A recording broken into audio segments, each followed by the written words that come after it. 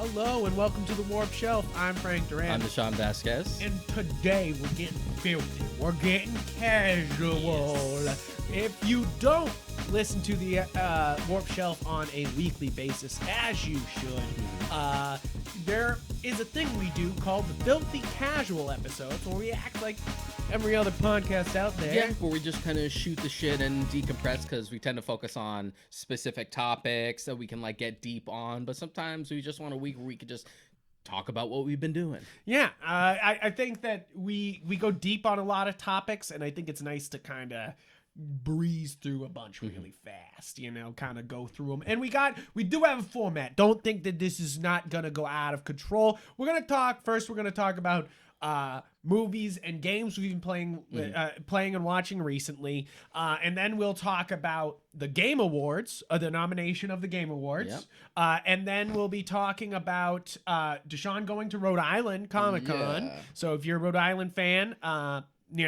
tune in. That's going to be later in the episode. And then finally, we're going to talk about the Disney Plus Day stuff. Disney Plus Day stuff. Might not necessarily be in that order. It might not be in that order, but we will be talking of those topics. So get down with it, guys. So first up, Deshaun, what you been watching and playing? Watching and playing. Let me see. In the latest season of Insecure started up again, so I watched all 4 episodes of that's out right now. Nice. I should have just waited until it was done. Just to like breeze through it. Not much in the way of anime lately, only because last season was pretty dry. And now that the stuff that I'm interested in is coming out, it's stuff that I'd rather binge, so I'm still waiting so you're anyway. Still waiting on it. Yeah. Same my way with My Hero. Is I'm kind of like, I'll wait till you're done, and then I will do it all. And I know it's done. It's been done. For a couple weeks. I will get to it. Yeah. Don't worry, guys. We will have another. If you did listen to that episode of My Hero, we will be doing a season review at some point soon, and movie. He saw the movie. Right? Yeah, I did. So we'll be doing a whole episode on it, but keep it short. What do you think of the movie? It's good. I like it more than movie 1, but not as much as movie 2. Oh, that's good to know. Yeah. That's good to know. But it's still it feels like it's got more consequence than 1. Yeah. Yeah. Stuff feels like it's actually happening. Like, fun feels like an hour long. The first movie feels like an hour-long filler episode. Yeah, and you're like, great. That was some really good animation on a filler episode. Entirely need that, but sure. Continuing on with the Halloween movies, because I've been so busy that all the movies that I usually watch with my buddy Alex have sort of bled into November, so we're still chipping away at those. Yeah. For Halloween itself, we did do a triple feature where we watched the original 1978 Halloween, 2018 Halloween, not to be confused with all the others. The Halloweens. And we watched Halloween Kills. So that was Which also, not to be confused, Halloween Kills, I was like, not to be confused with Halloween 2 or Halloween 2 or H2. Yeah. You're like, don't be confused. Oh my God, I'm so glad they didn't call it Halloween 2, so we could have 3 Halloweens and 3 different Halloween 2s. I saw Halloween Kills too, and I was like, oh, thank God they didn't call this Halloween 2. So, thank God. We had all seen Halloween Kills, and we all pretty much had the same thoughts on it. I saw it at a drive-in. That it was just like, we all came out of it just like, that was stupid, but fun, but stupid, but not good. But I had a good time. I will argue that it's not great or fantastic, but it is good. Like I think it's fun. I think the town actually finally fighting back against Michael Myers is such a fun, cool idea that I really enjoyed that. Like, because what other horror movie does the town just go, no, you know what? Fuck our serial killer that keeps killing all our kids. We're gonna go fuck them up. And of course, them failing miserably is, of course, it's certainly a good idea. Yeah, it's a good idea. Oh, it's a good idea. Okay, yeah, definitely. And plus, you also skipped the whole Halloween, like the whole chasing the wrong Michael Myers through the hospital. Stupid. I get the dramaticness of it.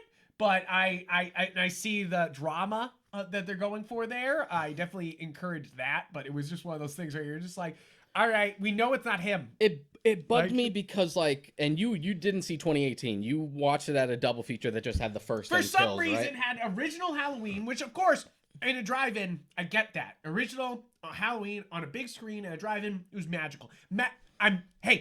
Magical. I'm fucking saying it. Fucking magical. But Halloween, and I think that also that carries over into Halloween Kills, is that watching the original Halloween, then Halloween Kills, is very interesting because without seeing Halloween 2018, which I will go back and I will watch it. We're next Halloween, guys. We'll preview to a year ahead. We're gonna do Michael Myers as our next. That's gonna be wild. Yeah, it's gonna be wild. We did Freddy and we did Jason the year before. We're doing Michael Myers. Maybe the year after that we'll do Hellraiser.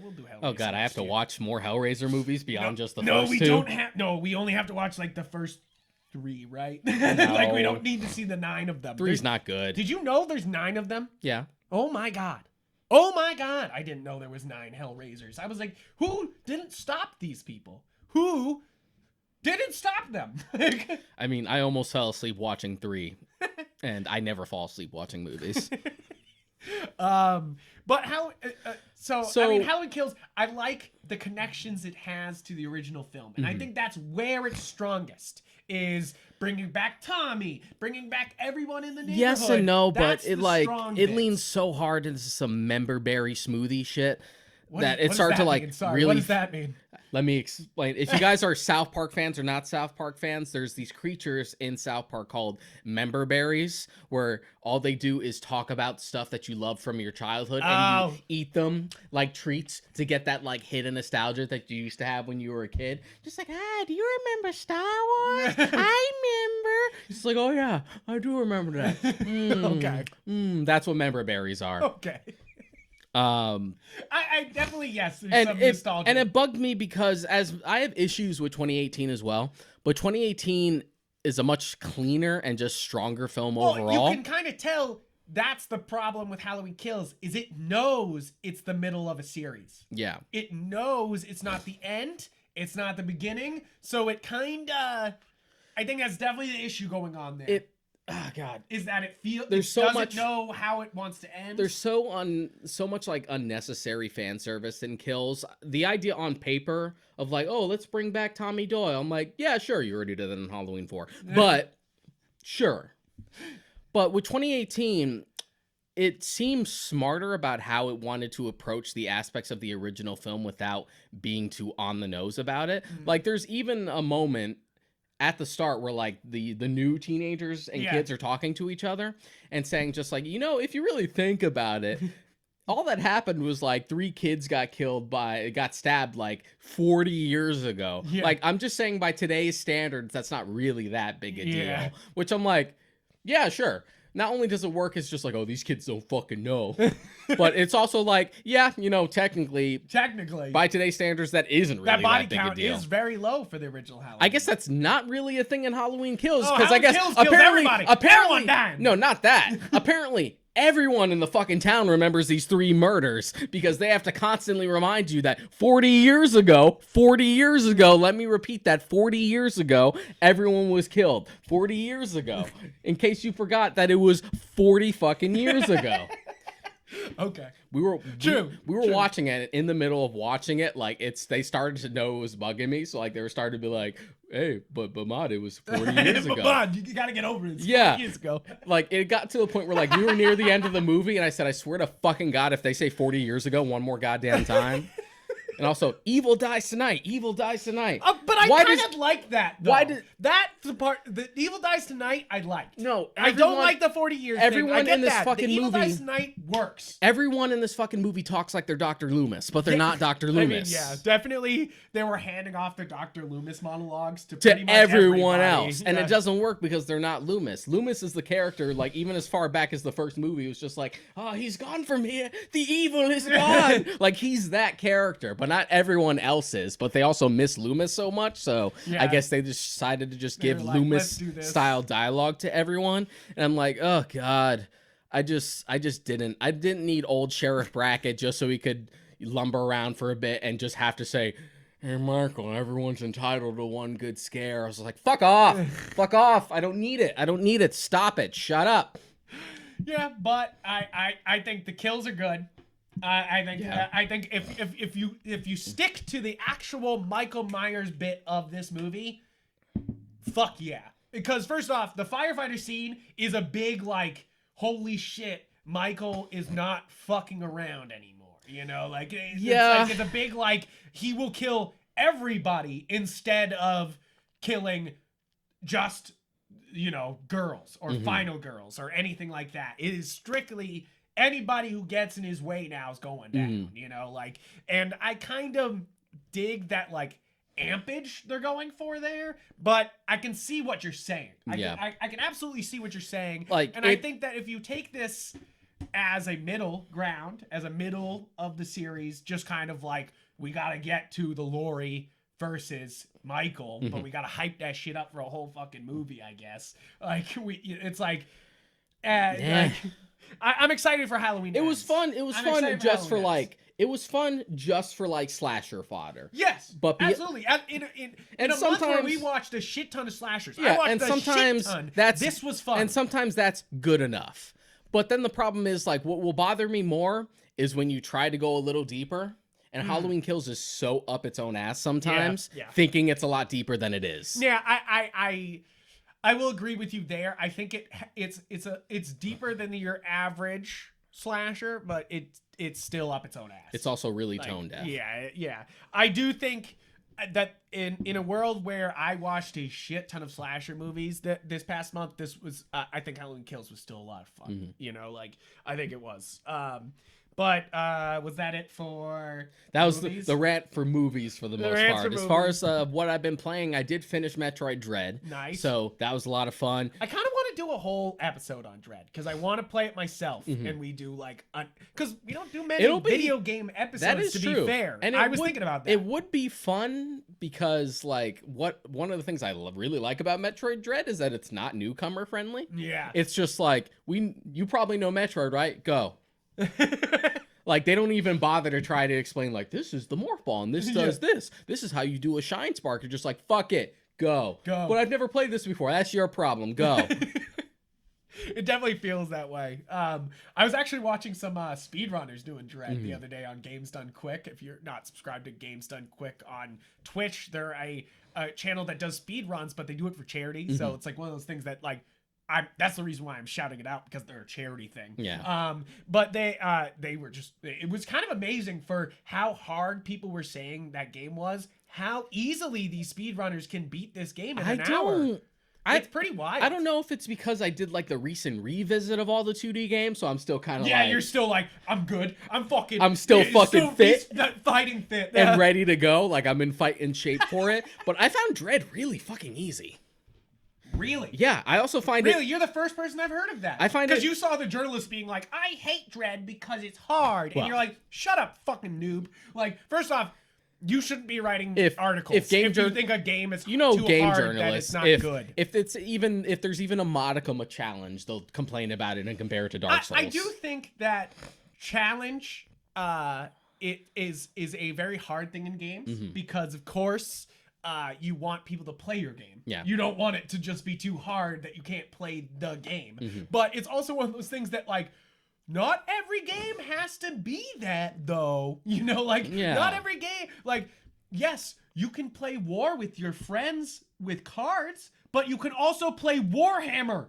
You know, like, there's levels to your game, you know, like to any game. And I think that it's kind of funny how a lot of game journalists will be like, this is hard, and that makes it bad, instead of being like, this is hard, so it's not for me. Yes, like, exactly. There is a distinction. But yeah, maybe it's because I did all the revisit and like the marathon and stuff, but I found Dread pretty easy and straightforward, and I also think it's one of the easiest, if not the easiest, of the 2D games to 100%. Really? And that mostly comes down to the Shine Spark is super easy to fucking control this time.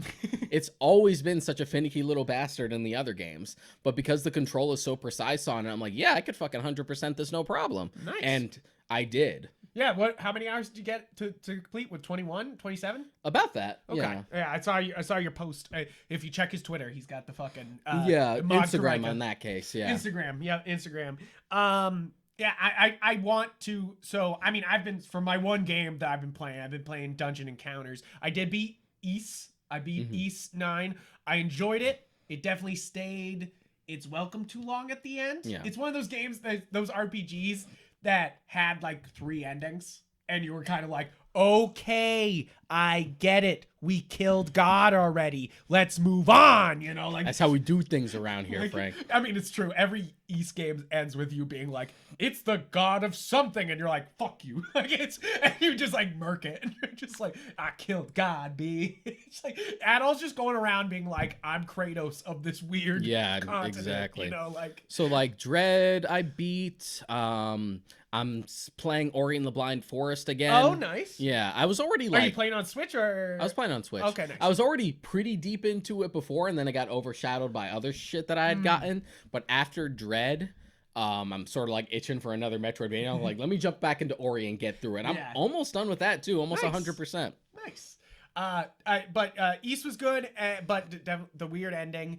I'm playing Dungeon Encounters, and I really like this. I basically describe it as Square Enix has melted down a dungeon crawler to literally its bare bones. Like, there's no flourish in this game. There's no like, you're not going into this game going, wow, the graphics, wow, the like, this is strictly a game theory and game just like it's very much just a board game somehow put into a video game. And it's and the thing about it is that you stripped everything away, and now it's just the addictive parts. It's just the fucking like, oh, I gotta go 1 floor deeper. I gotta go 1 floor deeper. Oh, I lost my party. Gotta go back. Gotta get my party back out.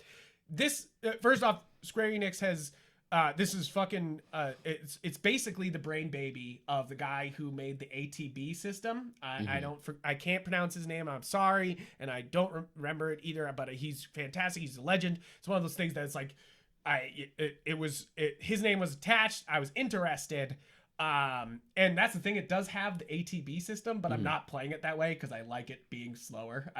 I don't like the which is odd for you because you're usually like the first person to be like, oh, turn-based. I'm against turn-based. I love it here because what they do is you have 3 health bars on every character. You have physical defense, magical defense, and your actual health, and you have to take down either the magical defense or the physical defense to get to the actual health. Some of the enemies can attack your health directly, but you can never just like hit their health directly. You have to take, so there's a lot of like almost card game strategy to like, okay, I'll hit him down with this one guy with physical, and then I'll take the rest of them down with the magic, you know, like, or vice versa, or like it's very strategic. And definitely this game, it's you literally have to plan out your next move every floor because you will lose. You will run into an encounter that will fuck you up. Like, okay.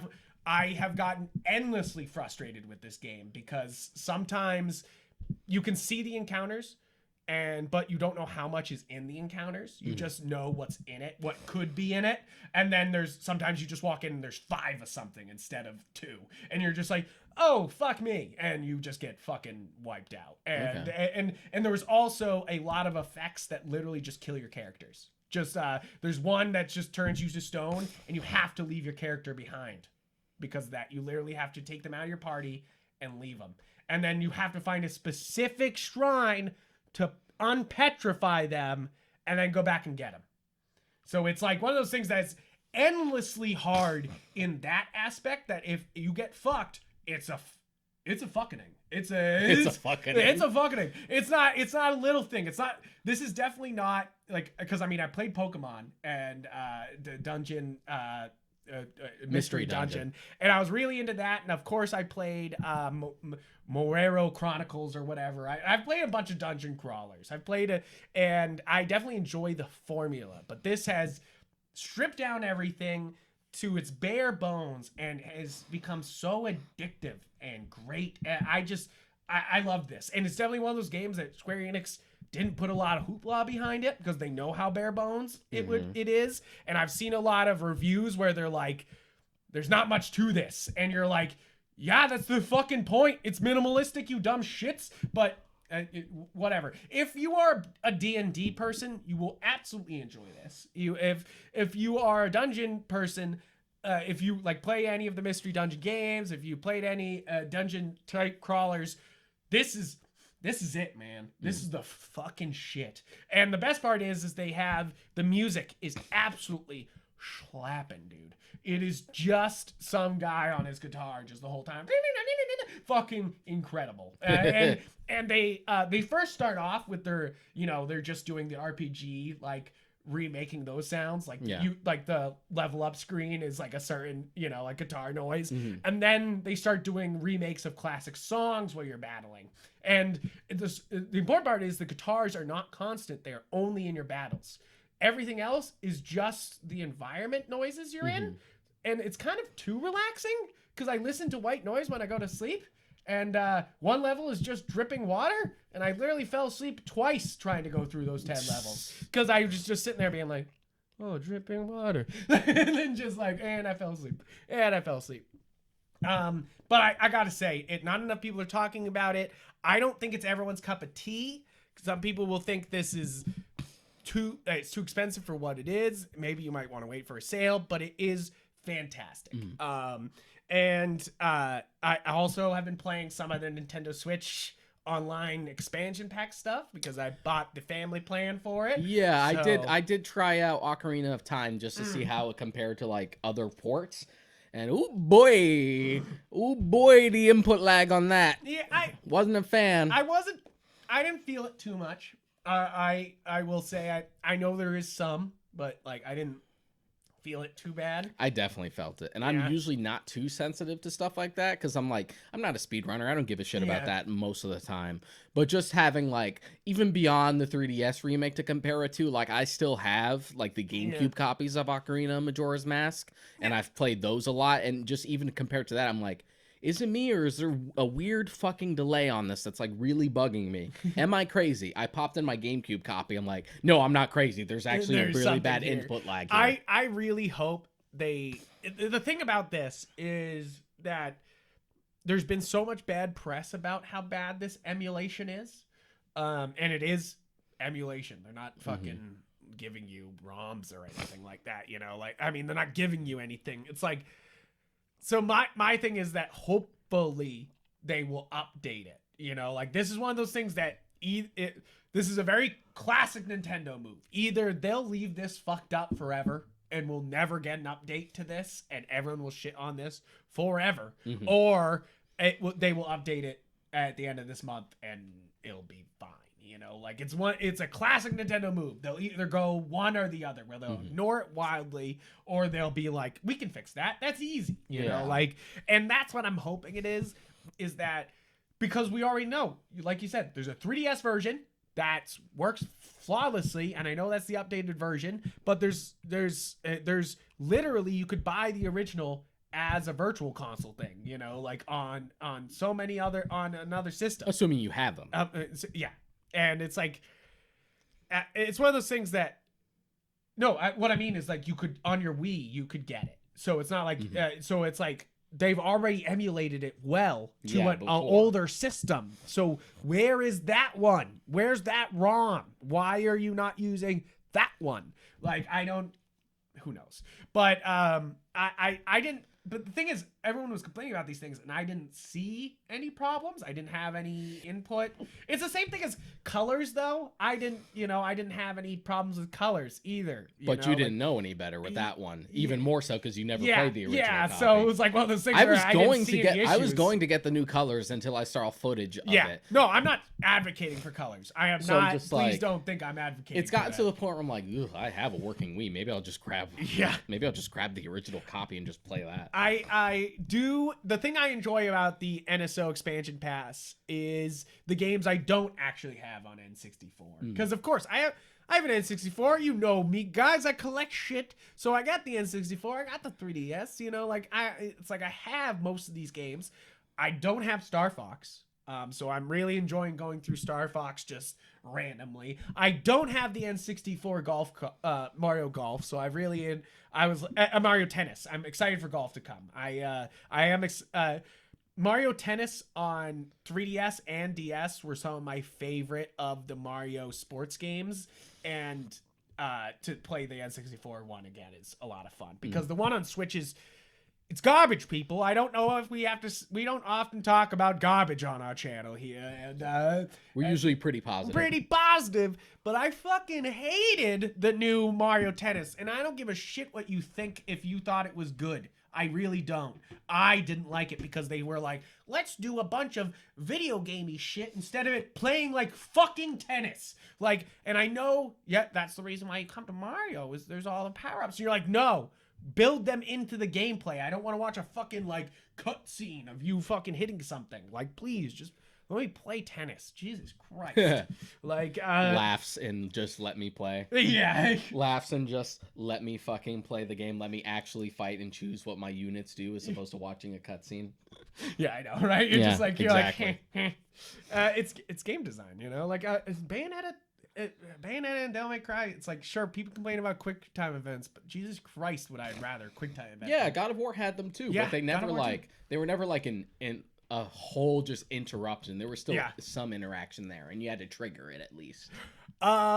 So that's pretty much it for games. Movies wise, we already talked about Halloween Kills, so I'll go down the other ones since Halloween Kills. I watched Sleepaway Camp, which I immediately messaged Deshaun about because I immediately was like, what the fuck was that ending? What the fuck was that? Like, One of the most famous horror endings ever. I mean, I knew there was something about the ending. That's why I watched this movie, is I was like, I know there's something about this ending. Like, I heard things. And then to, like, see it and just hear that. I was like, okay. What a weird movie, too. What a weird, like... It's fucking odd, man. It's odd. It's trashy as hell, Yeah. but I kind of like it. Speaking of trashy, though, I watched Maniac Cop 2 next. That was a lot of fun. Yeah, like, Maniac Cop pure 2 was trash, fun. but a lot of fun. Like, you're right, though. It is somehow better than it's better than Maniac the first Cop 1, because I thought the cast in Maniac Cop 1 was so good that I was like, how are they gonna... No way you're gonna top Bruce Campbell and Tom Atkins. Yeah, Come I on. was like, how are they gonna top that? And then this guy is so fucking good the whole time, and the killing of Bruce is so much fun that you're just kind of like, all right, let's do it. Let's move on. Then I watched, because we were just doing more horror movies, the Amityville Horror 2005 with Ryan Reynolds. Oh my God. The worst one? The worst? Like, no. Okay, another series that shouldn't have 23 movies. Amityville has 23 fucking movies. To clarify, I said the worst, not the worst. No, yeah, because there's literal ones that, like, a lamp from Amityville Horror gets moved into somebody else's house and it haunts them. Oh, boy. And you're like, and then there's another one where there's a clock that gets moved into somebody else's house. And you're like, guys, Cut it out. cut it out. This is one of those things that doesn't need the name on it, you know? Like, no. But Ryan Reynolds one, awful. Terrible. And I say that as somebody who loves Amityville Horror. I love the book. I love the story. I love the true story. I've watched lots of documentaries about it. It's one of those, like, great ghost stories that, like, seem so real. And it's like, you know, like, and of course I don't think it is, but it's like one of those things. Do you like the original movie? Yeah, yes, I actually do. I don't think it's as good as the book. I think the book outdoes it in a lot of ways. I think the book is actually fantastic, and if you haven't read the original book, it's worth it. But of course it's fiction, you know, like it's and they, even when you interview the actual guys, they'll tell you what is fiction and not. But the Ryan Reynolds one is really bad because, and it's almost Ryan Reynolds' fault, is that he does not come across as friendly ever in this movie. He just comes across as an asshole the whole time. So you don't have that, like, in the original Amityville, you have the nice teddy bear father who all of a sudden is all, by the end of it, he's all fucking scroggly and fucking, he's just trying to burn some wood and he's like, hey, I'm so fucking cold in this house. You know, like, there's a lot to love about that original movie. And I do think they don't use the flies as much as they should. And they definitely try to use the flies more in this remake, but him just sitting there looking at the hole in the wall in the basement is not fucking scary, and it's just, they take all the scare out of that movie, and literally there's no scary moments. I was really pissed at this movie just because it was so not scary. And then watched Slumber Party Massacre after that. Fun. Lots of fun. Yeah. I actually really enjoyed that. I was like, this is fun. Like, it's not. It's a cult classic. You can tell it's yeah. You're like cult classic. Another one that was a Hulu original from this year. Watched False Positive with Pierce Brosnan as it's basically Brosnan. It is basically a modern Rosemary's Baby, but without. So the problem with replacing the devil with just science is it's not fucking scary. Well, and you're just like, I grew up non-religious, Frank, so the devil doesn't scare me and either. I'm not saying the devil should scare you, but like there's something inherently like monsterish about demons and monsters and having a demon baby, you know, like there's something about that than just like literally, and sorry for ruining the twist for this, guys. Spoilers, I guess, for Fall Positive. I'm not saying you should watch this. I gave this a 5. It turns out there's Pierce Brosnan trying to clone himself, and that's what he's doing. He's he clones. It turns out that her husband is a clone of Pierce, and so is her 2 sons that are coming. And so it's like it's a big like like that's the twist, instead of it being the son of Satan in Rosemary's Baby, which is pretty darn like something scary about that, at least, you know, like, and then to being like it's another Pierce Brosnan. You're just what's like, scarier than the devil? Bond, I guess. Yeah, you're like it's one of those things that they like, I can see what they were trying to do, it's just not working, and they probably shouldn't have done it, you know. It's one of those things where you're like maybe we shouldn't have remade Rosemary's Baby, you know, like, but whatever. And then the next one I watched called The Beyond. I bring this up because it's a 1970s horror movie on Shudder, and I watched it because they were like, it's basically a better Amityville Horror done by Italians, and I was like, all right, and they weren't kidding. It is better. It is. I would even say it's better than the original Amityville Horror movie. This was a lot of fun. Probably one of the better things on Shudder, I would say, of all the ones I've seen so far. It's definitely one of the more high class. I wish Shudder had more Giallo films on there. Other than, of course, Train to Busan. Train to Busan really is the crown, I think, up there. But who directed The Beyond? Was that a Fulci film? Yes, I want to say that is. I'm gonna look it up for you. But I really, I'm not, you know, I'm not that deep in Italian cinema, so this was definitely one of my first toe tips in, you know, like. To explain for people who might not know, Giallo is sort of like an Italian subgenre in the same way that we had like spaghetti westerns back in the day. We have this thing called Giallo for horror films in the 70s and 80s, which are more or less like Italian slasher / horror movies. It's arguable sometimes, like what people consider a Giallo, because it used to specifically just be like murder mystery stuff. Yeah, that's literally what it means. You know, like yellow, it means yellow. Yeah. And then which meant yellow Italian novels. Exactly. It meant like those crime novels that they'd been yellow because they're old, you know. But then it expanded more to just sort of encompass that sort of style of filmmaking and Italian horror in general, not just murder mysteries. Yeah. So the term gets like argued a bunch. Yeah, it's Lucio Fulci. Yeah, Lucio Fulci.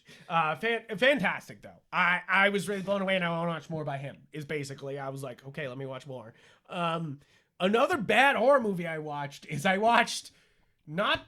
So and I'll preface this. I enjoy the first Paranormal Activity. I think it's fun. And for some reason, I also enjoyed the next 2. I enjoyed 2 and 3. They, of course, get worse, but I kind of liked that they were trying to build this, like, Paranormal Activity universe, and they were doing this other, and I was like, hey, this is kind of cool. Like, you know, it's kind of working out to be a franchise. I didn't watch the 4th one, and then so I'm watching this 5th one, Paranormal Activity Ghost Dimension, because it pops up.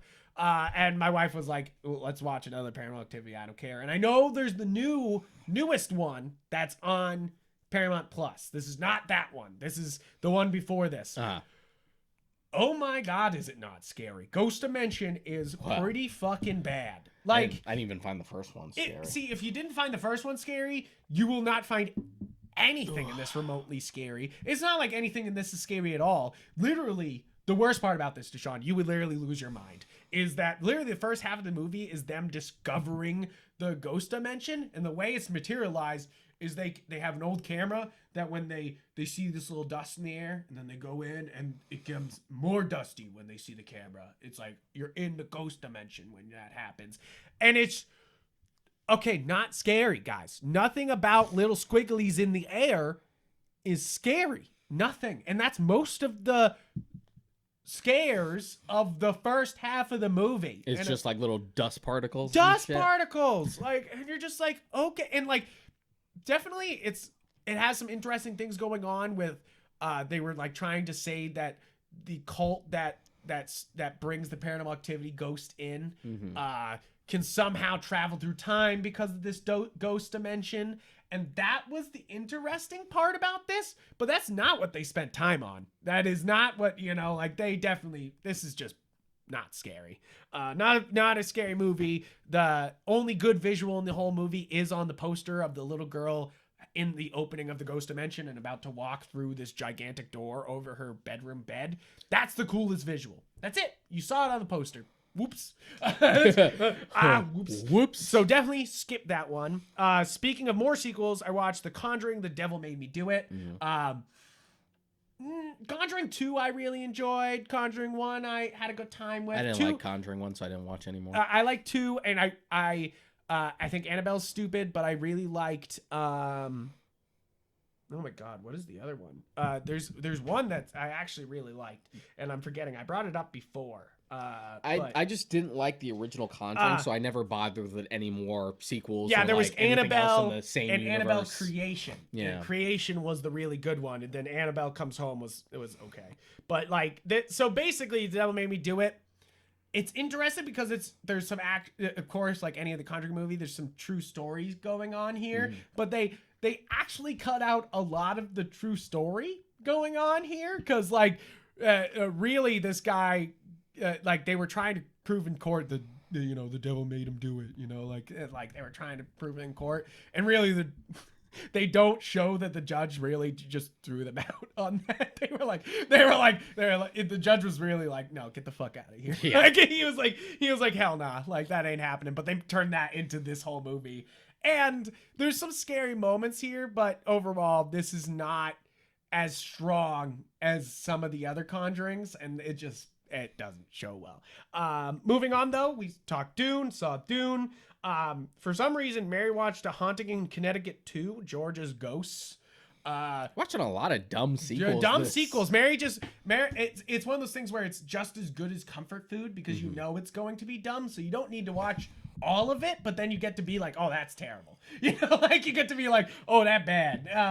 The only decent part about the Haunting in Connecticut 2 is Chad Michael Murray's in it, and he does a decent job of being like, I saved my kids from the ghosties.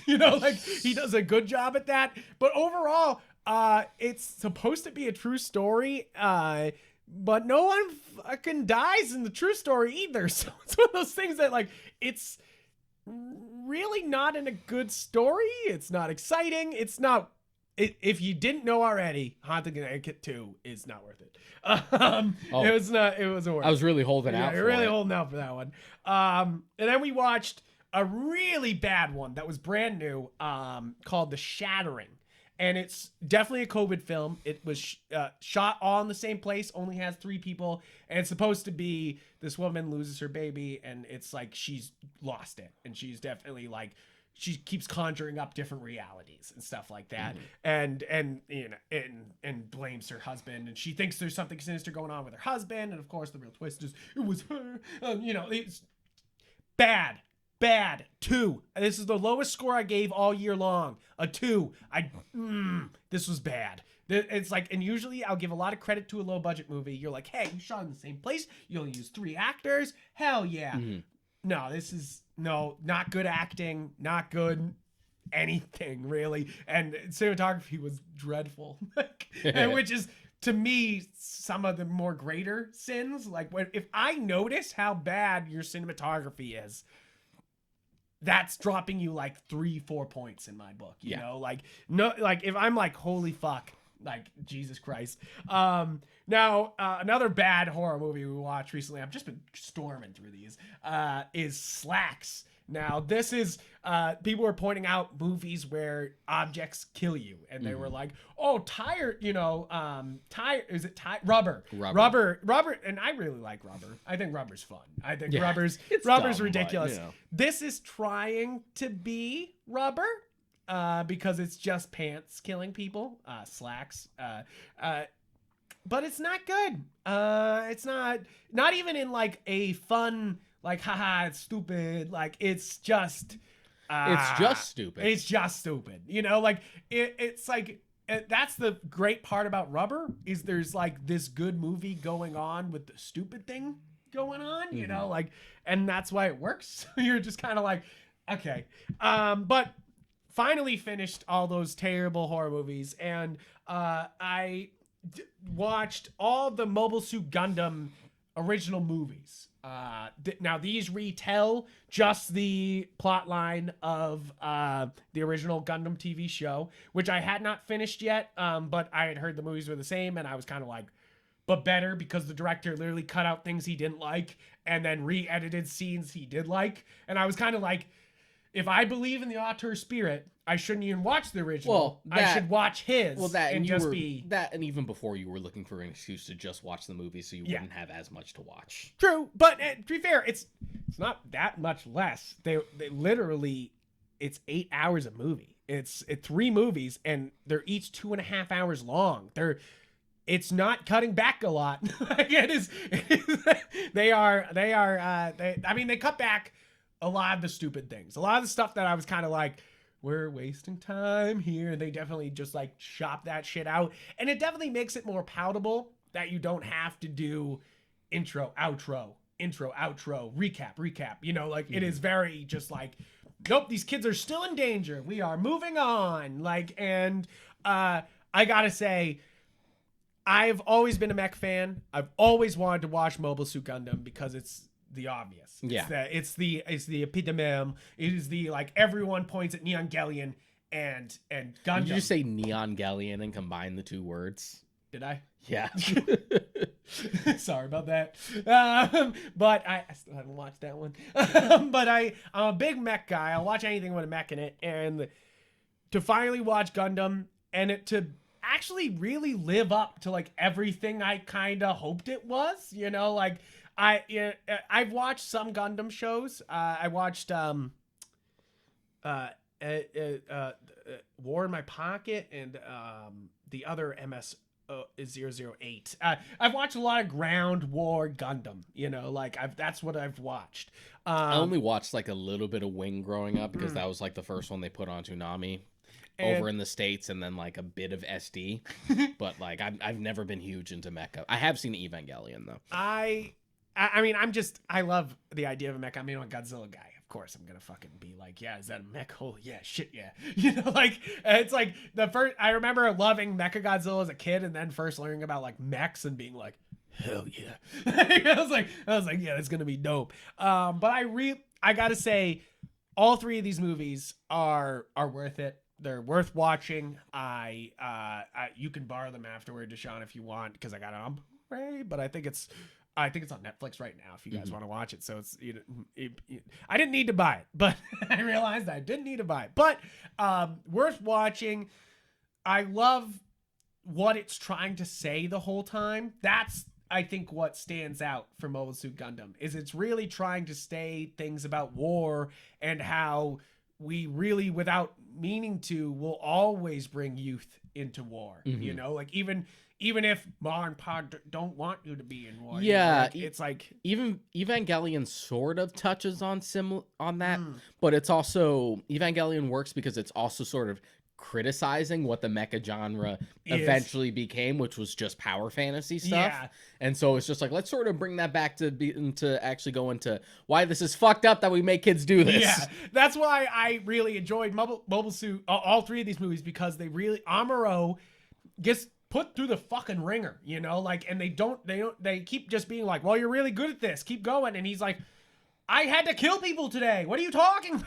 Like, like what the fuck? Like, they don't like take into account that like they play him killing anybody up a lot because they want you to feel it, like every time. It's like it's fucked up that we're sending this young kid to do this. You would really fucking dig Legend of the Galactic Heroes. There's no mechs in it. No mechs? No mechs in it. But I don't want it. No, I'm just kidding. But but I do like a gigantic spaceship. I'm I'm always down for a gigantic spaceship. It's big spaceships. It's just a huge sprawling like space opera. Love that. It's super well done, amazingly written. It's on Funimation, right? No.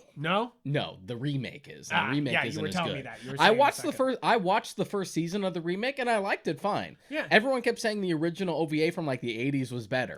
I started watching it on a whim and then went through all of it. I'm like, I'm not going back to that. I ain't going back.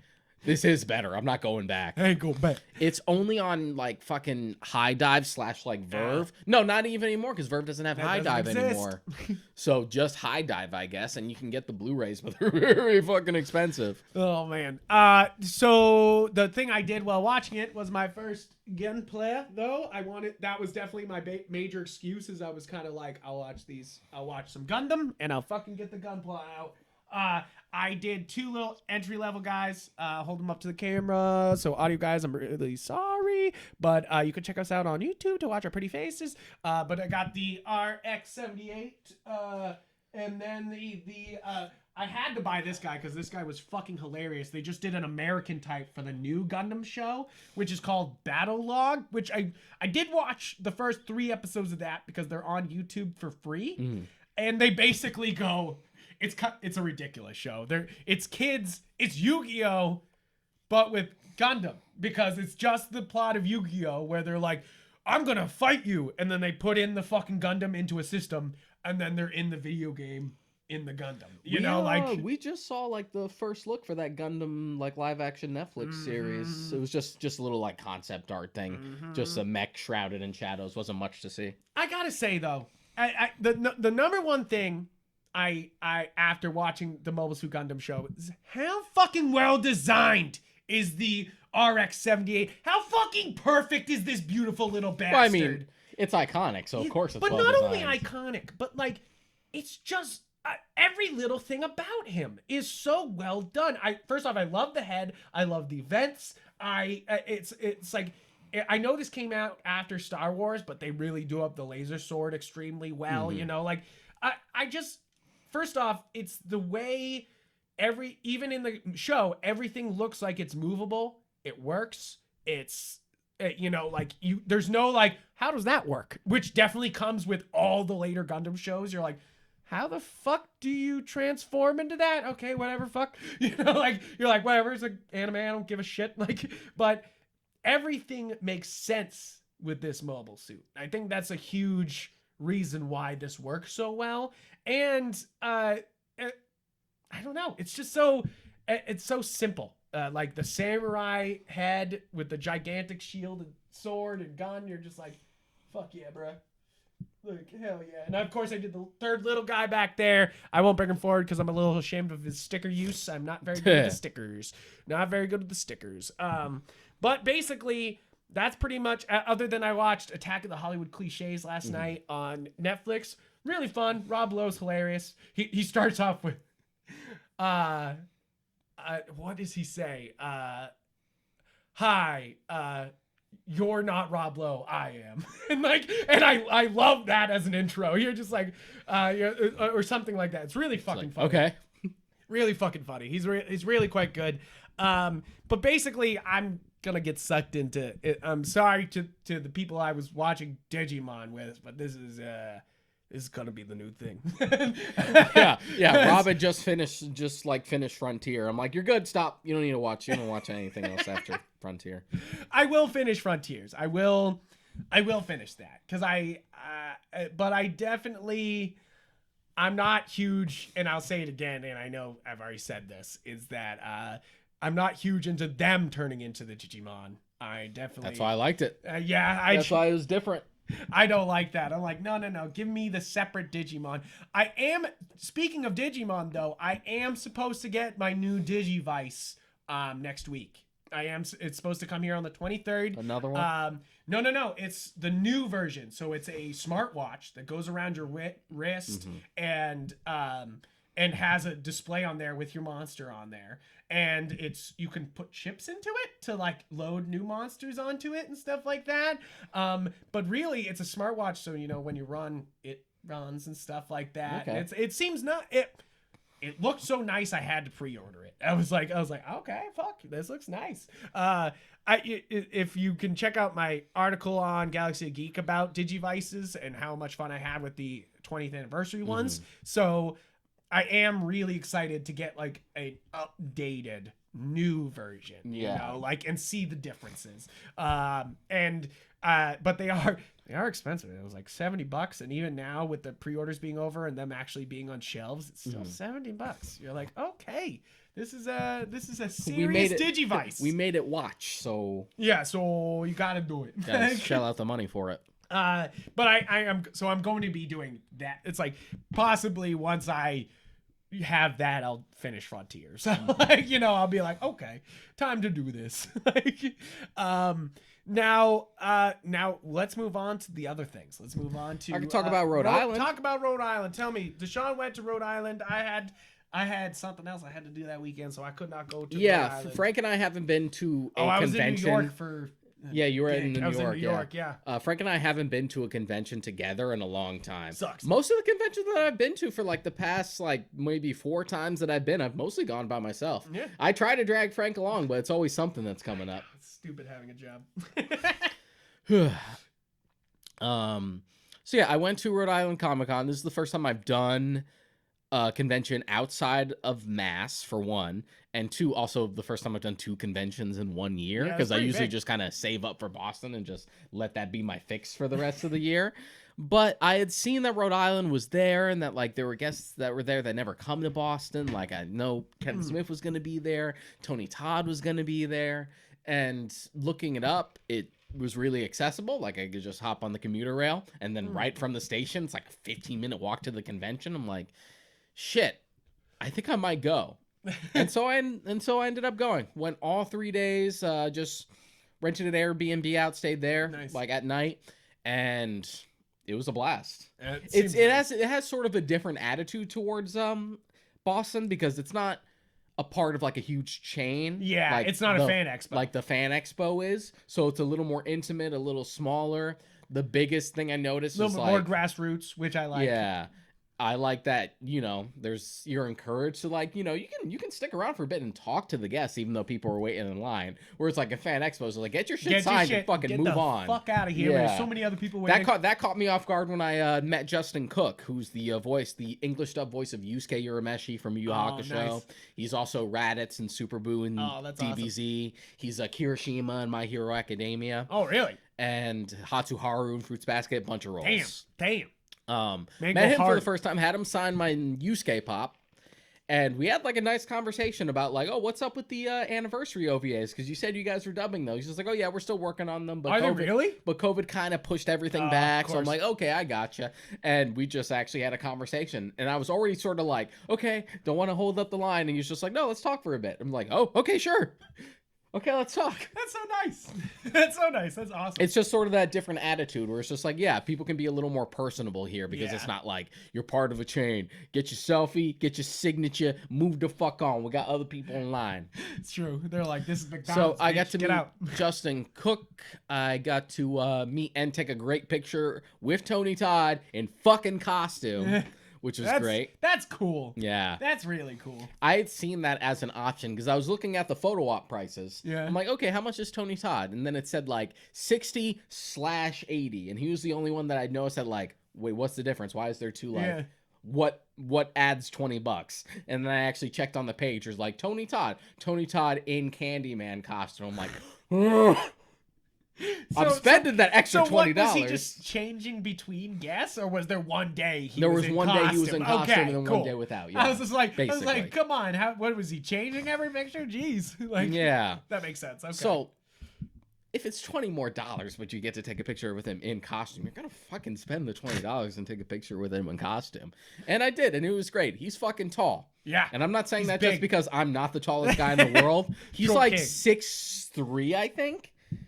Something like he's Yeah, over big. 6 feet He's tall. big. He's a tall He's dude. Big. He's big. He's intimidating. So that was really fun. And then on the same day, I did both my photo ops. My only issue with this con, and this was more on me than the convention itself, is that I kind of lined up all my important stuff to do on Friday. Yeah. So it left like no big events for Saturday and Sunday because I yeah. did all my photo ops on Friday. I did most of my panels on Friday. So Saturday and Sunday was mostly just like, let's walk around the convention, see what we can buy, maybe go to a panel. So it wasn't as exciting because I kind of front loaded everything to the first day. So had a photo op with Kevin Smith and the... How was he? Was Great, he great super to me? nice. Yeah, Yeah, of course. I was like, I assume he's as nice as I always. I assume was, dude, I was fucking beside myself. he is.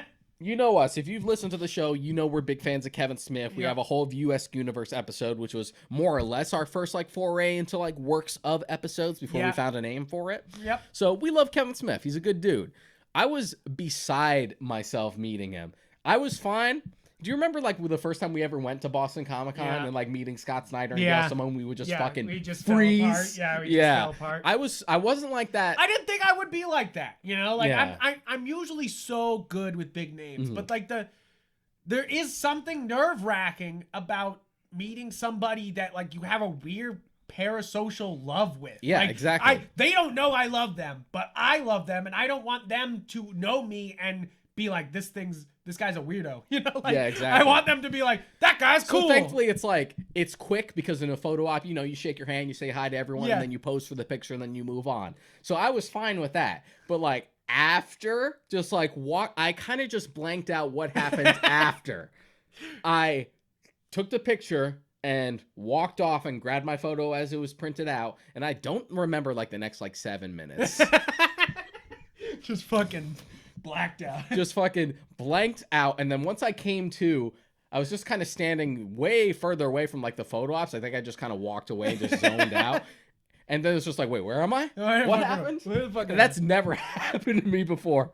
But for Kevin Smith, it was just like, oh God, that's fucking Kevin Smith. He's an influence on my writing. Clerks was literally the movie that made me want to go into filmmaking. Right, you're like, Fuck. It's true. It's very true. So yeah, aside from that, the vendors were nice. I wish there was a little more gaming booths. Fan Expo's really good at like, you have like 4 different places that are like selling retro games and stuff. Nice.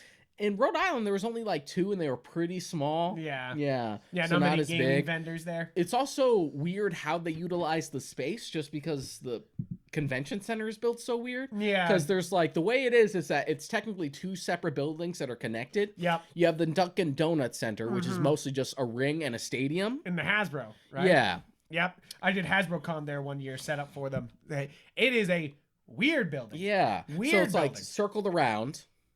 And then there's a connecting hallway which goes into the actual Rhode Island Convention Center, which is where it is. But that's still part of the convention, and you have booths there. But then you go around, and everything's on all weird floors. Yeah. And then for the panels, it's not even like at the convention center. It's like in the Omni Hotel across the way. Yep. So you literally have to like leave the convention, go outside, go across the street. It's fucking weird. It's fucking weird. It's like sometimes it's great to have that indie feel, and then there's just like that indie feel at a weird building, and you're kind of like, the fuck? Yeah, that building's weird because they have like a hotel built into the convention center, which makes it strange because you're just like going in and out of hotel rooms almost. And the really stupid thing, this was the thing that like made me kind of angry, was because the convention center is also like directly connected to the Omni Hotel. But here's what they would do. Instead of, they wouldn't let anyone use the hallway that actually on the one of the floors that just goes right to the hotel. Which is so simple. They would only let you use that if you got like the VIP pass. Okay. Otherwise, you had to literally go outside and go across obnoxious. the street. I know that bridge. That's obnoxious. That's fucking stupid. Yeah, no, that's gatekeeping. That's so dumb. That's but as far as like panels I went to Tony Todd's panel. Nice. I went to Ashley Eckstein and Matt Lanter's panel, who if you don't know, Played Ahsoka and Anakin on Clone Wars. That's dope. I also went to Matthew Lillard, Skeet Ulrich's, and I can't remember his name. He voices like Ghostface on the phone with the voice modulator. Oh, right. Yes. Yeah. Yeah. That's awesome, though. Yeah, I got to go to their panel. They were super fun and nice. That one was the most chaotic because they were both like knocking back drinks. It was Sunday. Yeah, and they were like knocking back over. drinks. They were like interacting with the crowd. Like Skeet was like going up to people and just taking selfies and stuff like that. And at one point he held a woman's baby. It was wild. That's wild. But it was a lot of fun. The Tony Todd one was nice because he talked about like his career and stuff like that, and like pursuing your passions and how hard he used to have to work. Yeah. And how he's a character actor, so he loves to change it up, but he still he loves horror still. Yeah. Right. He's a horror icon. Yeah. You're like, come on. So is that it for Rhode Island Comic-Con? More or less. A lot of fun. I would probably do it again. I'll definitely try to go next year.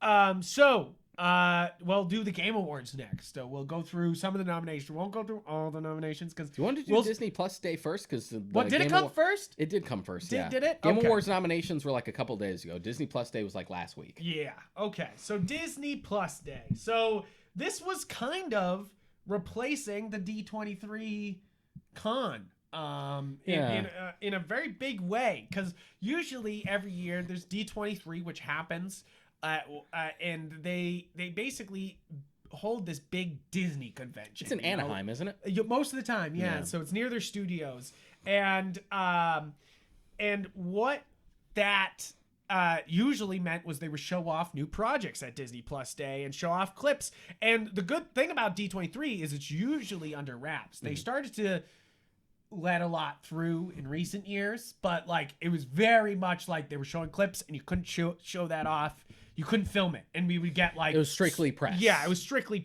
press. This year though, they actually just put it all online. Disney Plus Day basically took this and did it themselves, and they call it Disney Plus Day because there was a lot of content being added to Disney Plus that day. A lot of content. Most importantly, with a lot of these movies being added, they were added with IMAX format, which just means that they used the aspect ratio of an IMAX theater. So what that means for you, viewer, is that it fills up your screen more. So if you're not understanding what I mean, look at this box here. We don't have any black bars like you would see at a movie, which makes it widescreen. Yeah. We are still 16:9 aspect ratio. It's a 16:9 box, but what usually films are an aspect ratio that has to have the black bars, and the IMAX fills up the screen more.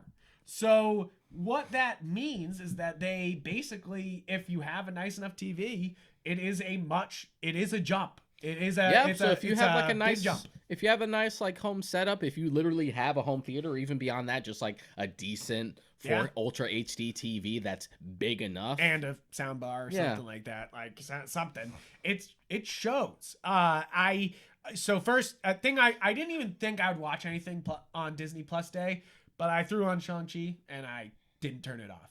I was like, I'll just throw this on just to see what they mean by the IMAX format. I wanted to see if it actually looked good, if it actually was a big difference. It looked great. It looked too good almost. I was like, because I think I brought it up in the last episode. I noticed some of the bad CGI in this skit because first off, you're watching at home. Of course, you're going to see some of the bad CGI more, but because it's all blown up on my screen, I was like, wow, that didn't look so great, at certain points. But of course, the end final scene looked fantastic. There's lots to love about this new IMAX format.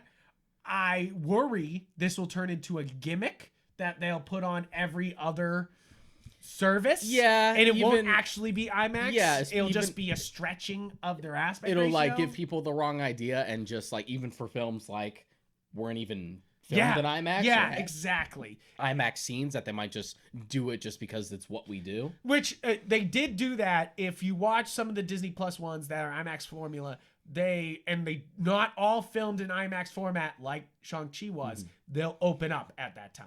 which is, I think, really that cool. works. That worked for me when I saw Dark Knight in theaters. I remember the scenes they would open up and you'd be like, "Wah."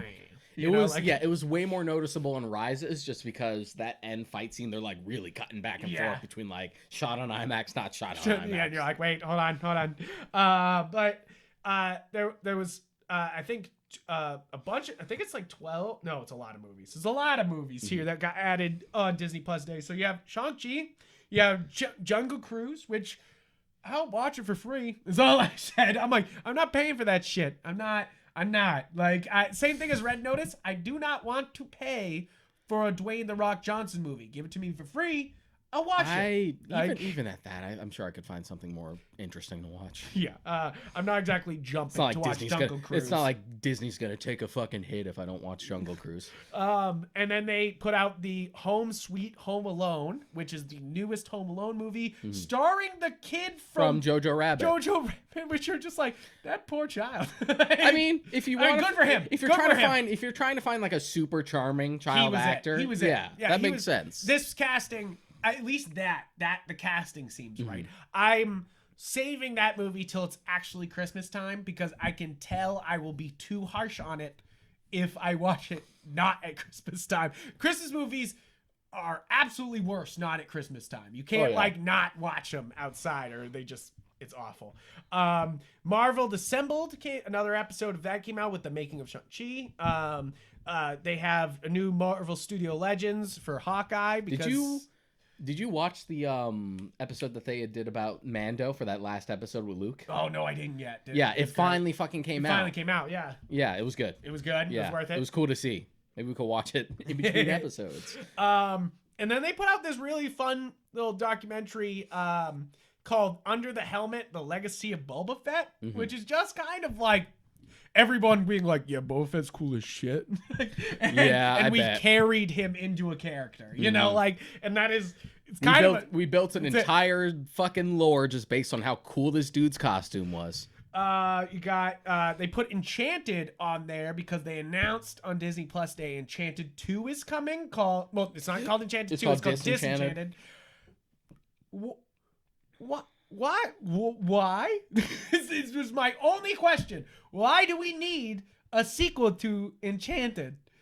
Look, man, why? I'm just gonna do the stereotypical like guy thing and just say I'll watch it to see Amy Adams in that dress again. Yeah, I mean, yes, Amy Adams is beautiful. It's like I don't want to watch Cruella, but I'll watch it to watch Goth Emma Stone. That's about it. Yeah, I get that. But it's one of those things that like, it's already a parody movie. It's like if you made a sequel to Spaceballs. That's what this is. Like, Enchanted is a parody on the Disney Plus. I mean, on Disney in general. And then you're by Disney, so of course it's very unless soft. you have more stuff you think you can make fun of, because Disney's only gotten True. Disney's only gotten shadier. Something called Spin came out. The most important announcement of Disney Plus Day release of Disney Plus Day was The World According to Jeff Goldblum Season 2. First off, if you haven't watched that show, oh my god, it is the best thing on Disney Plus, and I literally mean that with all my body and soul. Just him going around bothering people, singing at them is endlessly entertaining. It is just, and I bet for the editors, a nightmare, because he is constantly singing songs they don't own, and he's like, I can tell they're just like, shit, what is that song he's singing? Let's look it up so we can play it underneath them. And they're like, we don't own that. Like it's just, it seems like that must be the hardest part. But he's wicked funny. Something called Fancy Nancy came out season 3. Olaf Presents. I actually watched 2 of these. I watched the Little Mermaid one. So this is something that's been pitched for a while. Because in Frozen 2, Olaf summarizes the events of Frozen 1 by himself with the moose. And everyone was always like, oh, I want Olaf doing all the Disney movies summarized. And that's what this is. That's all this is. Olaf just like summarizing every Disney movie, and there's only 4. Yeah, I remember people feeling the same way about Luis from Ant-Man. Yeah, like, we should have this dude just summarize all the MCU up until this point before Endgame comes out. It's kind of what this is, you know, like this, just like one of those. It's got and guys, you could still do that with the guy from Ant-Man. You could still do a Disney Plus like little short thing where he just kind of does this. Like this is to be fair, this type of series is the fun of Disney Plus. Shows and works of art that would literally have no other home. Yeah, the only other way you would do it is feel like if they came out with another home release of a specific movie and each one came with like an Olaf Presents. Yeah, or which would be kind of cool. It's like a lot of the Disney Plus content to me sounds like the stuff you found on DVDs back in the 90s and 2000s. And they've definitely cut back on that on Blu-rays. It's like some Blu-rays come stacked, some Blu-rays got the backgrounds, but even that Mobile Suit Gundam one I bought the other day doesn't have a single behind the scenes thing. You'll never get shit for anime movies in terms of behind the scenes. You never do. What the fuck? Just give me something. Give me like a fucking trailer. I just want to like go pull the 90s move and put a fucking trailer button, because I always thought that was such the biggest like cop out. They're like, we made something, put it on the DVD. You're like, I made you a trailer. Here you go. Yeah. I was always like, why didn't you put like the international trailers on here? Like, so I could see like Mission Impossible's trailer in Spanish, or Italian, like, why did you just give me the trailer? That's the thing. Like, that's the thing. Because home media, especially physical media, is sort of like gone out of style. Yeah. You appreciate companies that specialize in that, like Arrow and Shout Factory, who do go out of their way for stuff like that. In my Friday the 13th collection, they have like every fucking possible trailer for those first two movies, just like foreign ones that like, oh, this is what they changed here, this is what they changed here, and it's always really fun to watch old 80s horror movies trailers. They hit different. And then the other short that came out was Ciao Alberto, and this is a kind of a sequel short to Luca. It very much resolves the loose ends left at the end of Luca about Alberto and her and basically it's very cute. It's like 8 minutes long. I don't know. It was great. Okay. I liked it a lot. I was like, yes, give me more Luca. Luca was one of the Luca like Soul is one of those Disney movies that kind of got shoved onto Disney Plus, and I'm worried will be forgotten, even though there's some of the best.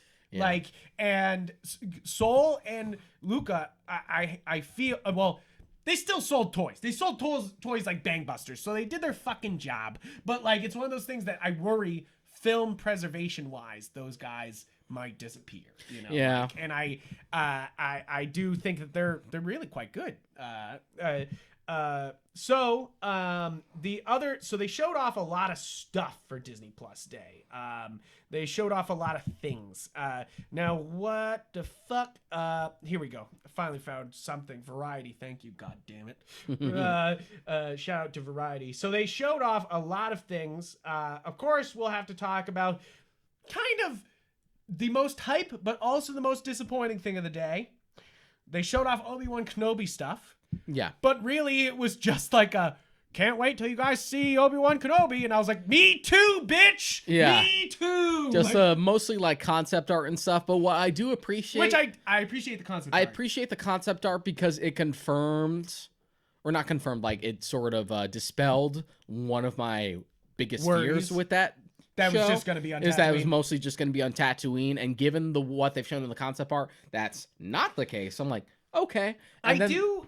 My one thing about the Obi-Wan Kenobi series, and that they're definitely showing off in this thing, is that they are definitely showing Obi-Wan fighting Darth Vader. There's going to be a rematch. Which, like, guys, no. The line in A New Hope is, last when we fought, you were the master and I was the pupil. So he can't be Master Darth Vader when you last fought him. It fucking defeats that line. Wouldn't it be the first time we've retconned something in Star Wars, Frank? No, but it's such an important line in the original movie. You know what's also an important line? Yeah. You will go to the Dagobah system. There you will meet Yoda, the Jedi Master who trained me. Yeah. And you're, well, okay. Yoda does have a lot they have the excuse. Obi-Wan's, like, it's not his exact one, but you know that after Qui-Gon dies, Yoda basically takes over as like his point of contact. But he's also not the Jedi Master who trained. The implication is that to be fair, Yoda trains all the younglings. Yeah, to be fair, that's an excuse. To be fair, but that's like, oh, my elementary school teacher. they could claim it. They do. There's a lot of elementary teachers that like claim Jay-Z, and you're just kind of like, okay. It wouldn't be the first time we've retconned something. Like I also had the similar reaction I just think to you initially. That's such a big like. I'm like, okay, that's a big fine. problem. You know, like to me, that's a When big. I left you, I was but the learner. Now I am the master. Like, and maybe they'll play it off with some line that like you are not a Sith master at this point, you know, like, or something like that. Like, so they'll play it off, but still. Next was they showed off that they're going to continue the X-Men 97 series. This is not a revival. This is not a reboot. They're just gonna continue the fucking series. Well, I guess revival would be the right term for it. Yeah, I guess. Yeah. So. Sure. Yeah. I grew up with the 90s cartoon. That was the thing that got me into X-Men before I started reading the comics. So I'm like, okay, a surprise to be sure, but a welcome one. Next up was a first look at Moon Knight, which I was actually really excited they had footage of Moon Knight. I assumed this was years off. Still down the pipeline. Like still very much down the pipeline. I love Moon Knight. He's a little bit there's always the criticism that he's just Batman for the Marvel Universe or something like that, you know, like, but of course he's very different. There's a lot of like Egyptian god shit going on. And he's even more unstable. Yeah, he's very unstable. So I'm excited for Moon Knight. And of course, I hope they don't like the thing that brought back Moon Knight is all the memes, you know, like the popularity of Moon Knight literally comes from meme culture. So I worry we're going to have a little bit of that in this.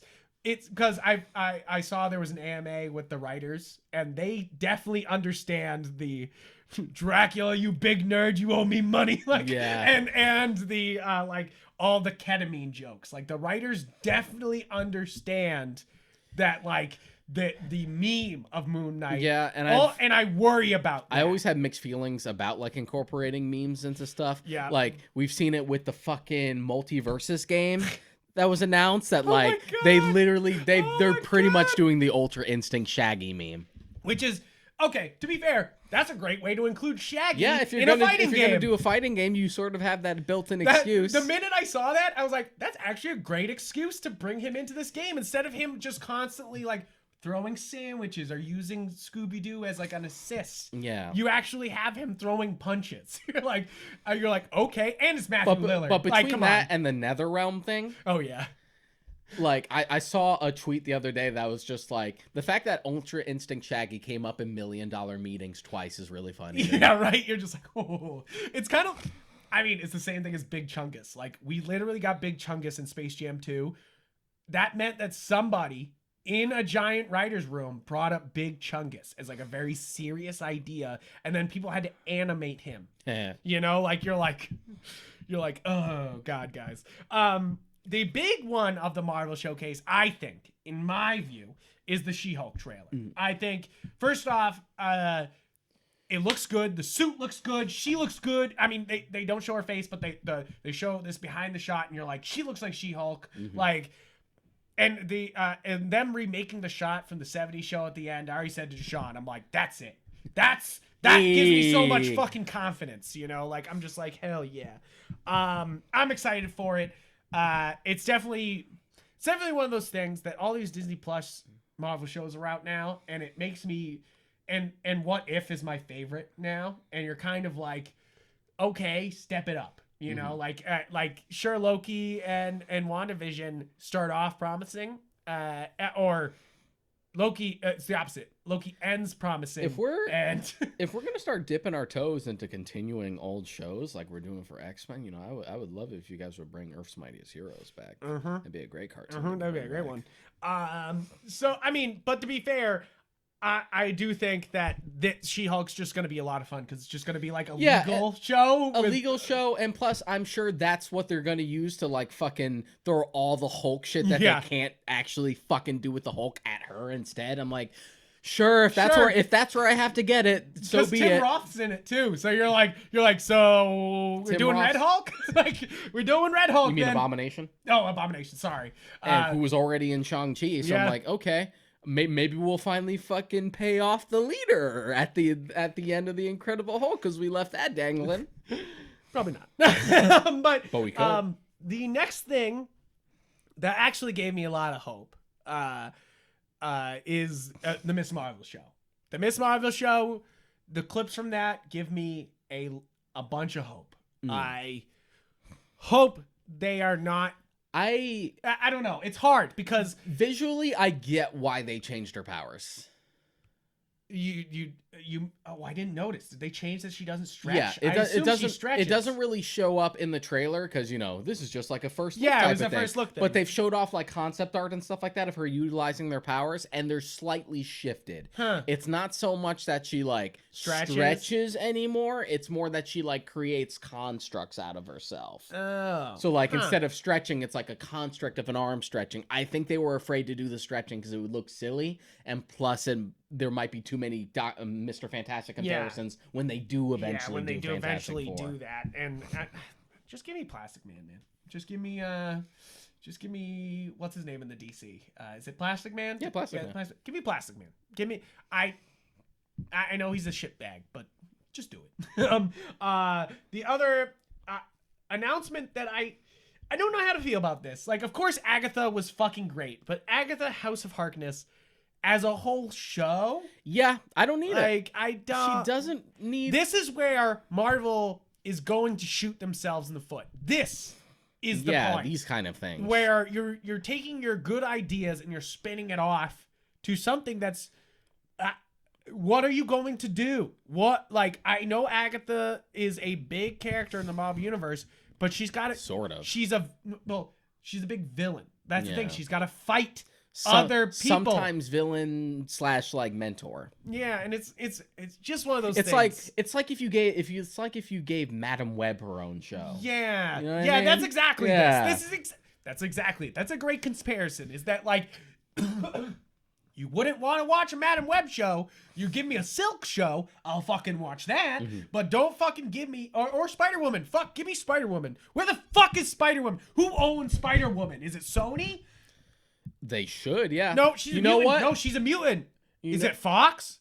I think it's Sony because I remember hearing that like Jessica Drew was something they also wanted to fucking turn into a spin-off like they did with Venom and like they're trying to do with Craven. Yeah, and Morbius.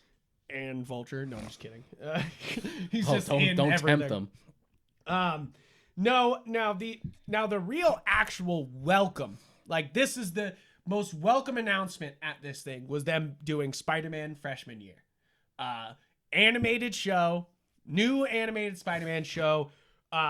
It's in the MCU, so it's supposedly Tom Holland. I hope to God this is the stuff we've been missing in the MCU. It'd be nice to get another. That's basically. It'd be nice to get a good Spider-Man animated show. We haven't had that since Spectacular got canceled. I do worry this show's going to be 10 times better than the actual movies. I worry a lot. This is going to be there is a possibility that this show will kind of outshine, where it will feel more fun and a lot more Spider-Man. There was already aspects of like the way Spider-Man was portrayed in What If character-wise, and I'm like, they're kind of nailing it more than they've done in the movies here.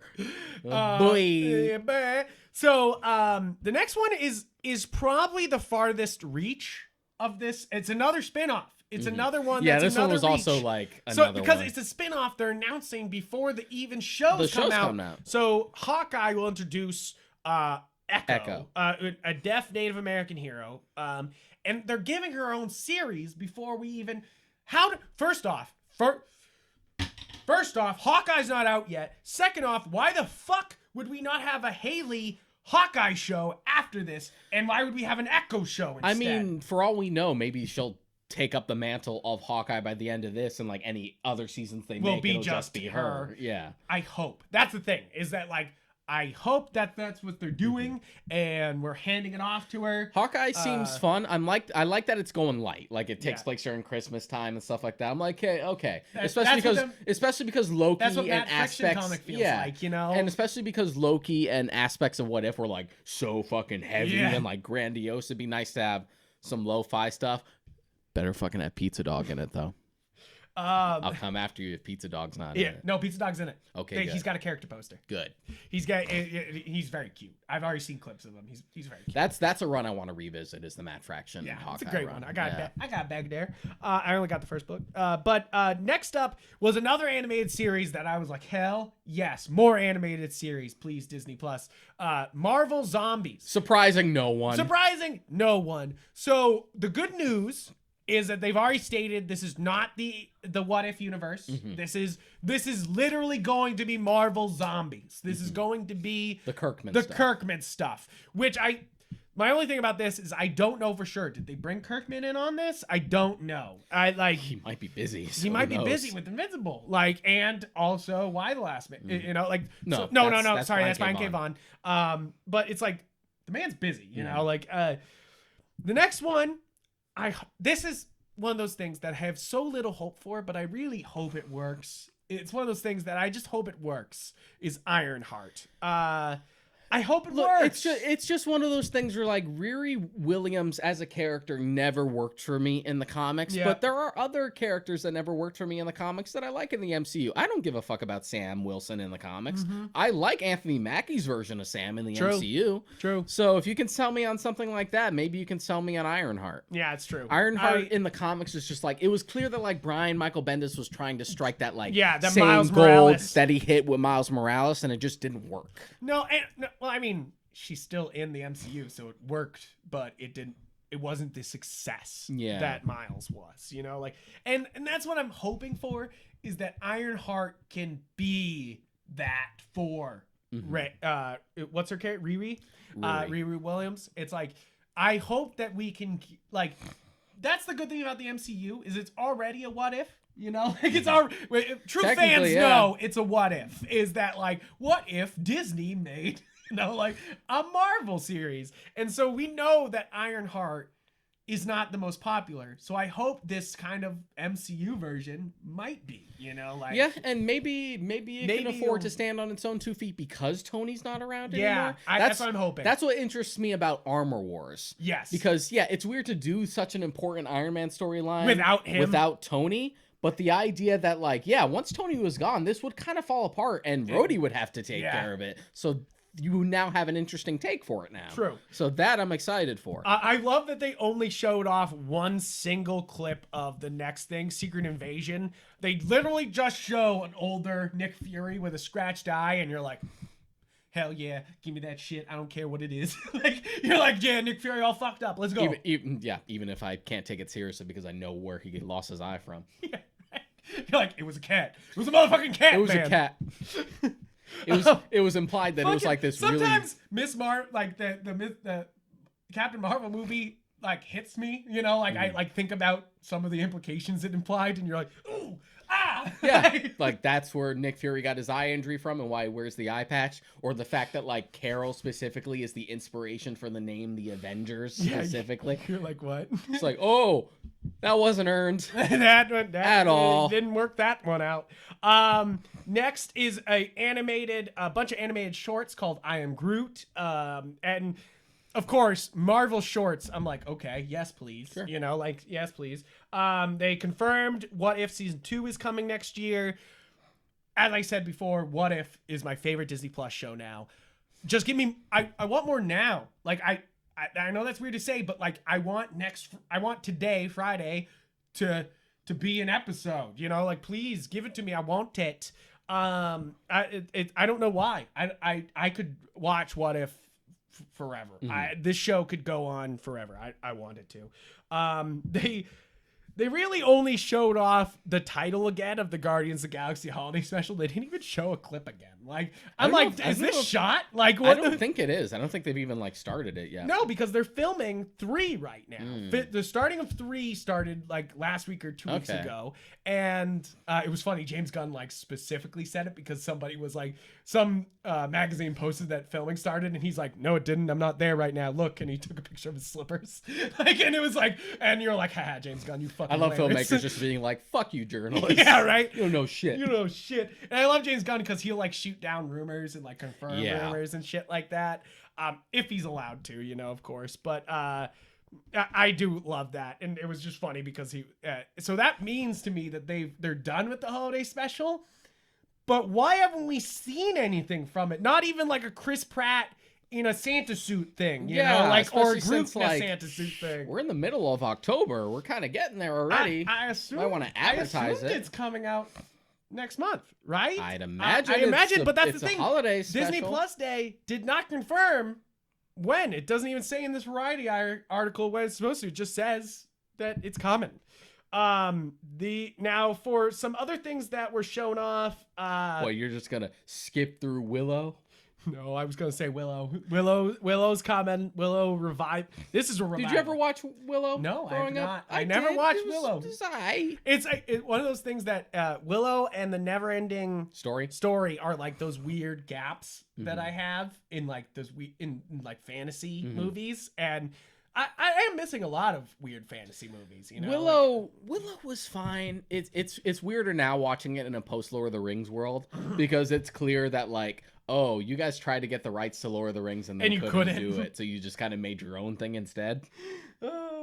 Now the thing about Willow is that it's the start of not Marvel stuff. That's the reason why I was gonna not skip over it. I was gonna try to introduce that there was Star Wars stuff shown off, there was Marvel, and then there is just like general Disney, you know, like so Willow comes into that. Tina was shown off. Tiana, another musical that's coming, but it's like it's a series. There's also Zootopia Plus coming. I don't know why we call it Zootopia Plus, but it's a short form series is what they say. One of the kind of like obvious things that happen on Disney Plus Day but makes you go, but why do we need this, is Cars on the Road. I get it. I really do. Cars is huge with kids. It's huge. It's huge. I mean, boys love cars, and to put faces on them and then they all talk and they're funny. Of course, it's money in the hand, bro. Yeah. So of course they're gonna continue it. But for them to just do Owen Wilson and Larry the Cable Guy road trip movie, you're kind of like, okay. It sounds like It sounds like one of my worst nightmares. Yeah, it does, dude. It does. I'm not gonna watch it. Is basically it, unless somebody goes, "Oh my god, this is incredible." See, I would like Zootopia to actually just get a straight sequel because I think there's a lot of great story ideas you could do with that. Yeah, I think that's why they're doing the plus, is they'll do a bunch of little Zootopia stories, but who knows? Now I already said Disenchanted. They are doing a new Cheaper by the Dozen, starring Gabrielle Union and Zach Braff as the head of the family. Now, this is the third or fourth time they've tried to remake Cheaper by the Dozen. Because there was like the original, but then there was like the Steve Martin's, and of course there's sequels to that don't always connect with. But like, I think this is like the third time of them trying to do the original Cheaper by the Dozen, which sure. I guess every generation needs its Cheaper by the Dozen. Does it though? Does it though? I would rather another Parent Trap than I would another Cheaper by the Dozen. I know Parent Trap's been done to death, but I would rather them do that than fucking cheap. I don't know. Zach Braff's cool. Sort of like every generation needs its Freaky Friday. Yeah. Where like the new one, they did a horror twist on it. I know, like, Freaky. Sure, you changed it up. You did something different. I want to see that one. I definitely am interested. I haven't watched it yet though. Hocus Pocus 2, which we knew was coming because I live very close to Salem. We knew, and we work in. We both work in film, and I knew makeup artists who were working on Hocus Pocus 2. And there were also a bunch of like call outs and stuff like that. For like, oh, if we need some PAs and stuff like that. They're filming in Salem right now. They're filming in Salem, some secret project. You're like, what other movies filming in Salem by Disney? Hocus Dos, our secret untitled film project. So this is the weirdest one, is that, and I think it's kind of funny in a way, is that Ice Age used to be like, oh, Ice Age isn't owned by Disney. Yeah, it's Blue Sky. It's Blue Sky, but then Blue Sky was bought by Disney. And now we have Ice Age Adventures of Buck Wild coming out with Simon Pegg. Yeah, I didn't think Disney would actually bother using any Ice of like the Blue Sky IPs. I thought they were just like, we just want more fucking manpower. Over Yeah, here. right. Like we're just buying you to use you. But to actually use Ice Age, be fair, Ice Age makes a lot of toy money, and that's the point of Disney. And plus, they put Buck in the title, so you know Buck's going to be in it. Yeah. So it's just an excuse for Simon Pegg to be funny. Yeah, right. You're like, okay. It's one of those things that like I saw it and I was kind of like, okay, like it's one of those things that like I've always been okay with the Ice Age movies. I'm not like head over heels. Yeah, they're fine. They're fine, like I've always found Scratch funny, like, everyone finds him Scratch funny. is funny, like so it's like you're like, okay, go ahead, sure. I'm not gonna watch like Scratch's Big Adventure by himself or something, but like I'll watch him in another movie. Now this is a weird announcement. I thought that Baymax it has its own series. We're not continuing Big Hero 6, just Baymax. There's a shit ton of Big Hero 6 comics, right? There's like books on books of them. Well, Big Hero 6 already was a pretty loose adaptation. Yeah. And it's just like one of those things that you're just like now another the thing is I have hope for this because it looks really good, Baymax, like animation wise. They're not cheaping on it at least, like it's definitely seems like it seems like Doug's Dog Days, where it's like you'll like it if you liked Big Hero 6, or you'll like it if you liked Up. The next one was a weird announcement for me because I think I missed this as a kid. I was not a big Spiderwick. My brother was, and my brother's 3 years younger than I am, so it's just like just too old. Yeah, just too old for it. No, I'm not against this. Of course, this is a Disney IP. They've been they love the books. Disney's also doing Disney's also developing like Percy Jackson, like they're trying to do that one again. Which I've heard the books are quite fantastic to Percy Jackson, and that's the reason why there's so much love to do it right. Like they're like I'm sure we'll get an Artemis Fowl reboot in like 5 years. Just give me a Pendragon. Just give me Pendragon. Oh, you were into Pendragon as a kid? Pendragon, dude. That third one where he goes down into the New York tunnels and then travels back to 1930s New York. I have no idea what you're talking about. So fucking I knew kids who were super into Pendragon. Yeah. I was not a Spider kid. I was a Pendragon kid. When people were reading Pendragon, I think that was when I was super into Cirque du Freak. Oh yeah, I had already finished Cirque du Freak at that point. I was like, Cirque du Freak was my shit. I fucking slammed through that. I want a reboot of that. Yeah. Is that a Disney? Or is that Warner Brothers? I think that was Fox. Well, now it would be Disney. Now it'd be Disney. Yeah, I think do it. Was. Do it. You got no balls. I know they're working on an Aragon reboot too. I just don't know where it is. Now that's another one I was too old for. Yeah. I was too old for Aragon. My brother read that. Same thing as Redwall. I never read Redwall, but my brother was a big Redwall guy. Yeah. Redwall's older though. Yeah, Redwall's old. Yeah. Like now the next one is the big. Like, Robert Zemeckis, please, I love you. Stop, bro. Like, please stop doing these movies, bro. He's doing Pinocchio. Now, great cast. First off, I will not hit on this cast. Tom Hanks, Cynthia Erivo, Luke Evans, and the voices of Benjamin Evan Ainsworth, Joseph Gordon-Levitt, Keegan-Michael Keel, and Laureen Bracco. Great cast. That's a fucking stellar cast. Why are we remaking Pinocchio as a live action? Because we are doing it for all the others, so it was going to come to Pinocchio. But Dumbo eventually. was such a failure, man. I thought that. But did it make the money? No, it was on Disney Plus, and it didn't make the money. It didn't make the money. It didn't make the money. But Lion King made a shitload. Yeah, that's the problem. Is that like they're like, well, that one didn't work because Tim Burton, and you're like, no. Most of these have done well. That's the problem. That is the problem. And here's the thing, we're also already getting Guillermo del Toro produced like animated Pinocchio, and I'm way more interested in that. Way more in that. That's the thing. Is like, speaking of which, when I went to go see, I forget what I went to go see. I saw the trailer for Nightmare Alley, which is his next film. Yeah. I love that one. That looks great. It was when I wanted to go see Last Night in Soho. Nice. Now, next up was a Beatles documentary called Get Back, which looked very nice. Peter Jackson's directing I it. was wondering if That's that was the the Peter big Jackson get. one that That's he's the been big working get on here. for a bit. I think it's funny all these great directors have to do their music documentary. Yeah. You know, like Martin Scorsese has a few. Edgar Wright had the Brothers documentary that just came out this last year. Now Peter should watch Jackson's. that. It's on Netflix now. I was like, maybe we should watch that. Do a whole episode. I knew nothing about the Sparks Brothers going into that. And I'm like, oh wow, shit. Now, the next one is kind of funny. I don't know if I like it, but I'm here for it. But I don't know if I'm for the casting.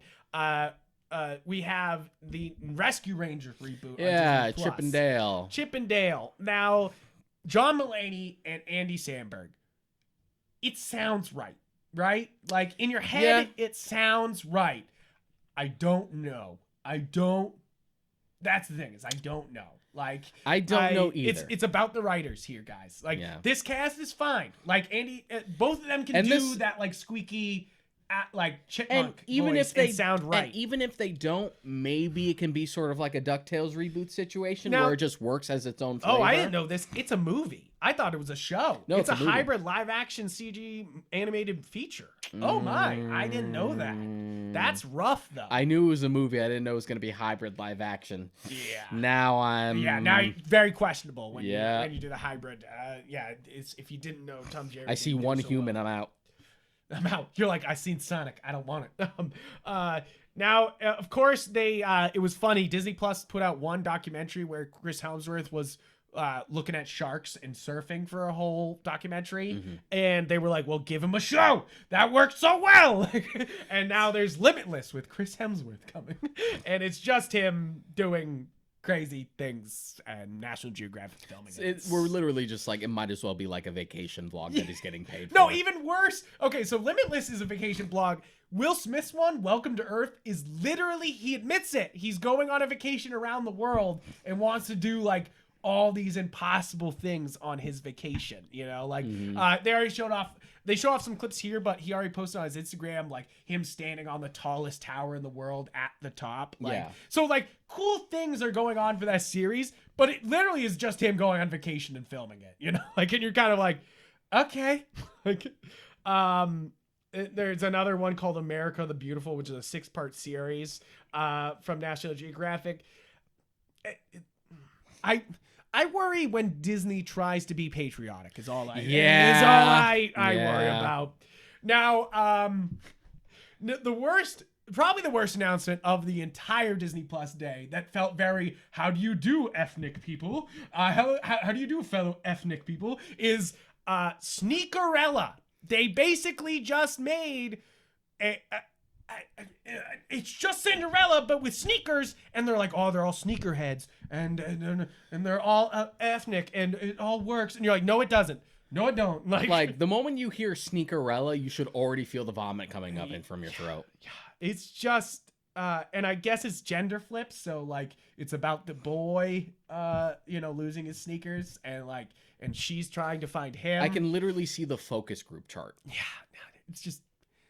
It's rough, guys. I'm sure people will watch it. I'm sure it'll be a huge success for Disney.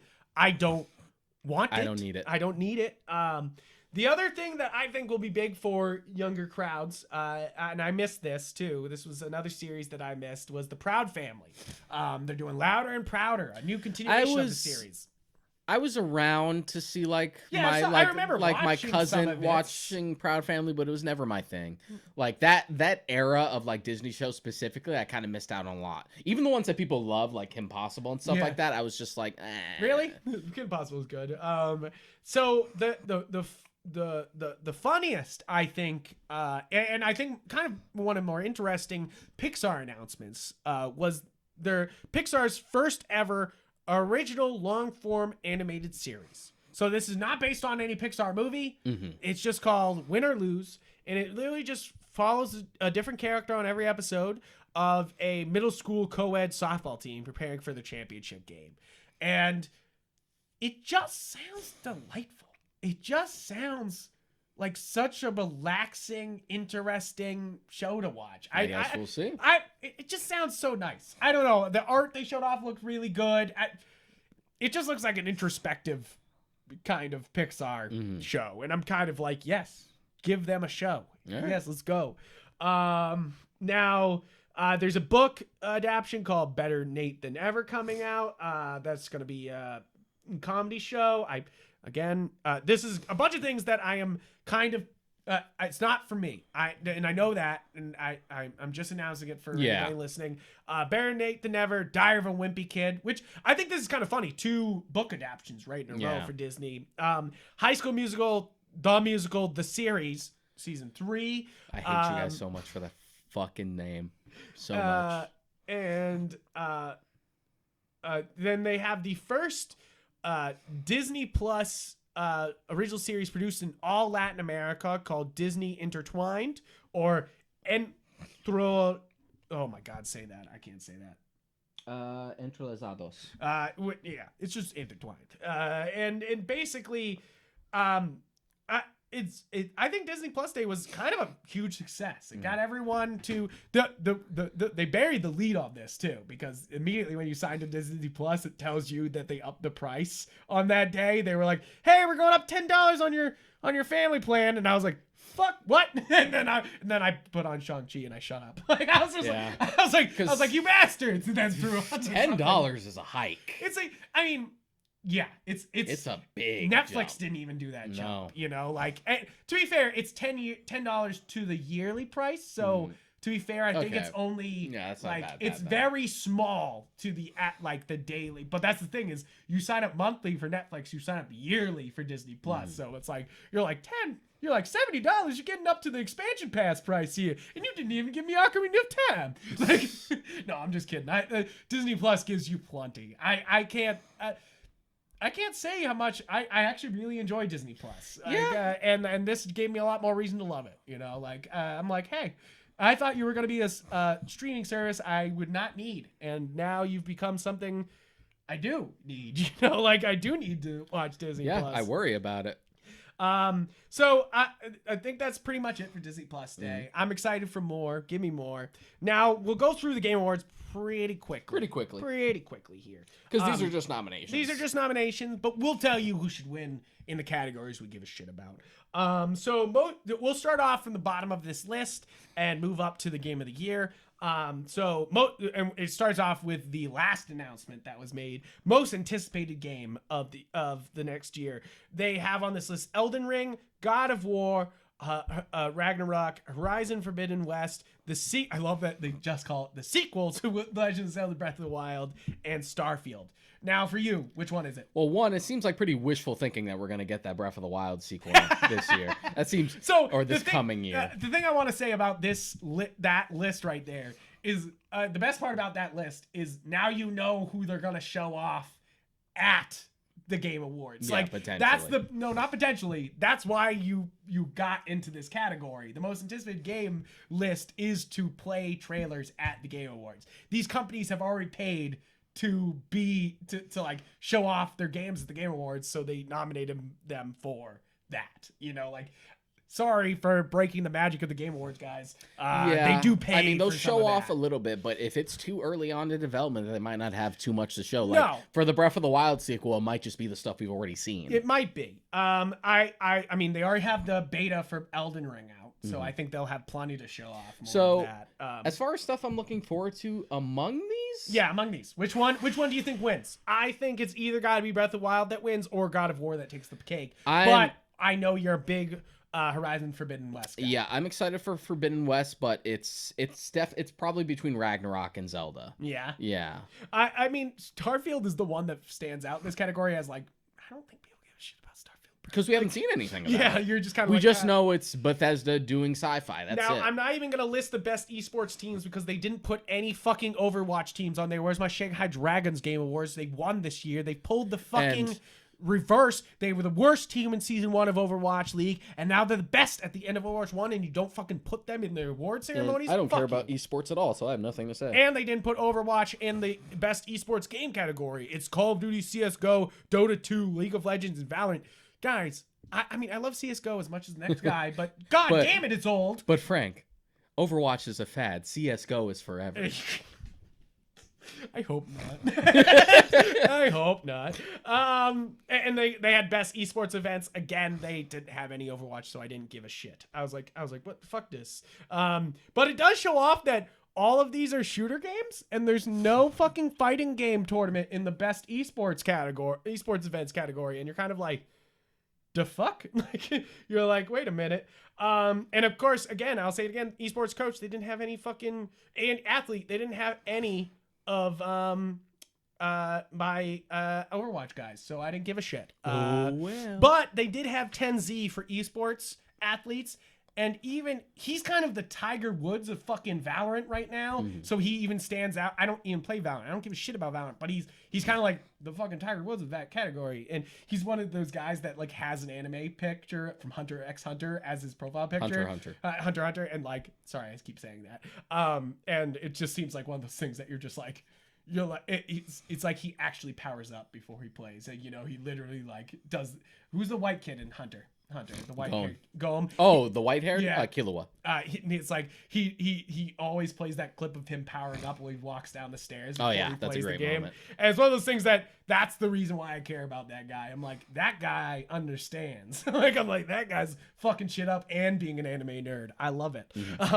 Now, the worst category in this entire ceremony was Content Creator of the Year. I don't know a single one of these motherfuckers. Only person I know is Dream. I mean, maybe you're out of touch. Maybe, but I watch a lot of Twitch, and I sometimes just like go on to the most popular and watch what's most popular because I want to see what everyone's watching. I don't know who the fuck these people are. Like, and I know that's kind of the point. You're supposed to like, he won Content Creator of the Year. Everyone go watch him now. It's kind of the point, but it's kind of one of those things where you're like, who are you guys all Fortnite people? Is that what this is? Fortnite and Minecraft? Like what the shit? Like, okay, moving on to actual things we care about. Best multiplayer game. You got Back 4 Blood, which I actually did play. I played it at my friend's house. How was it? It's Left 4 Dead. It's just Left 4 Dead. I mean, it's the same developers. It's the same developers doing things they wanted to. Yeah. Is basically it. It's there's definitely some issues where they try to add more story to it, which is fun, but also leads where they try to add variety, but it also leads to like, oh shit, we're in this stupid mission. You know, like instead of being like every level's fun, like Left 4 Dead was.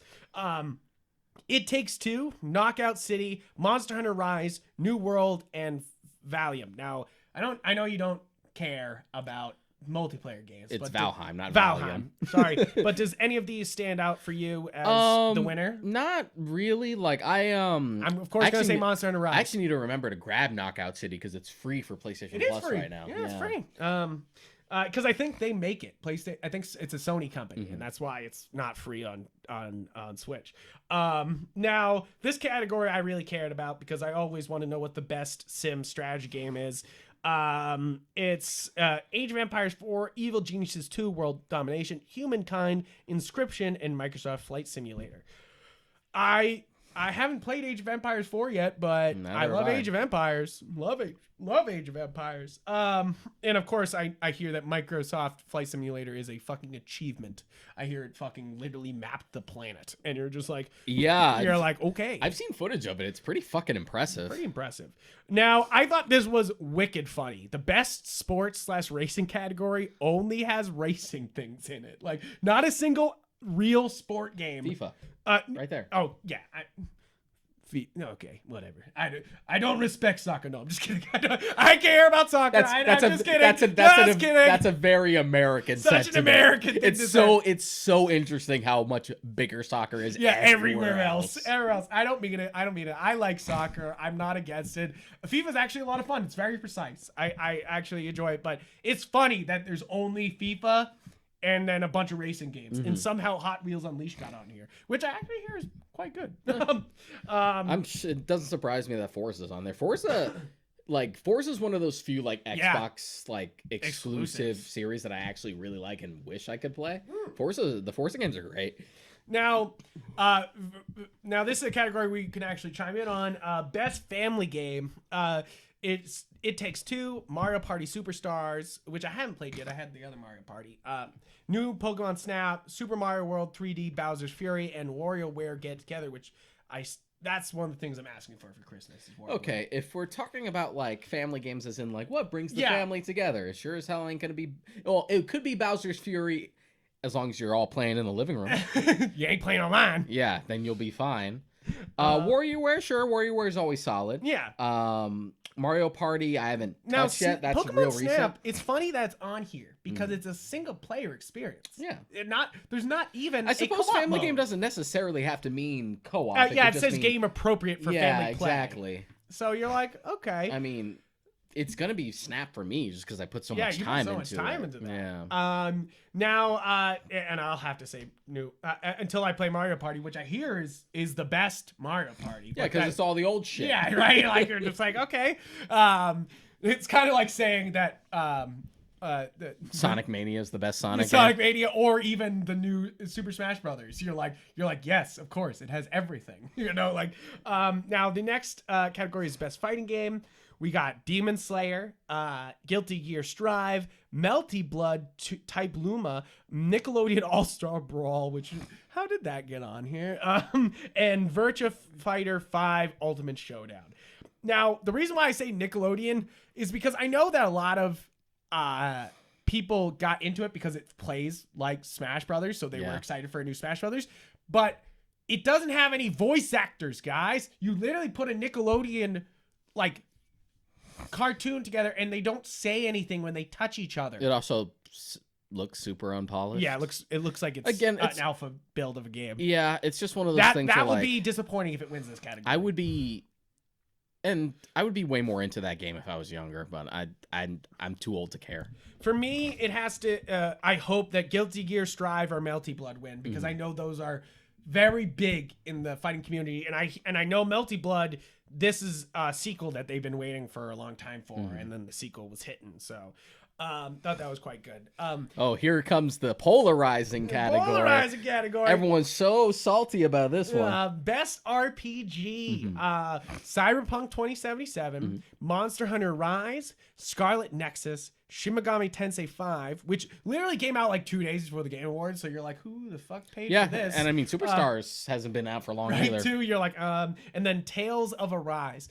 Now, the reason why this category is Controversial is because of Cyberpunk. Oh, not only Cyberpunk, Scarlet Nexus is is it Xbox exclusive? I don't remember. But Tales of Arise, that's the only Square Enix thing on here. When we've had a year of some serious Square Enix launches, and it's weird to have Tales of Arise as the one, which I hear it's good.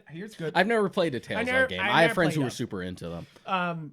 Now, and the thing about Monster Hunter Rise is that as much as it's technically an RPG, that's not really what it is. You know, like, yes, but it's more about the armor than it is like putting up a stat, you know, like, and that's like, yes, that makes an RPG. Still getting equipment to up your stats. I would say it is still an counts. RPG, but it's very much.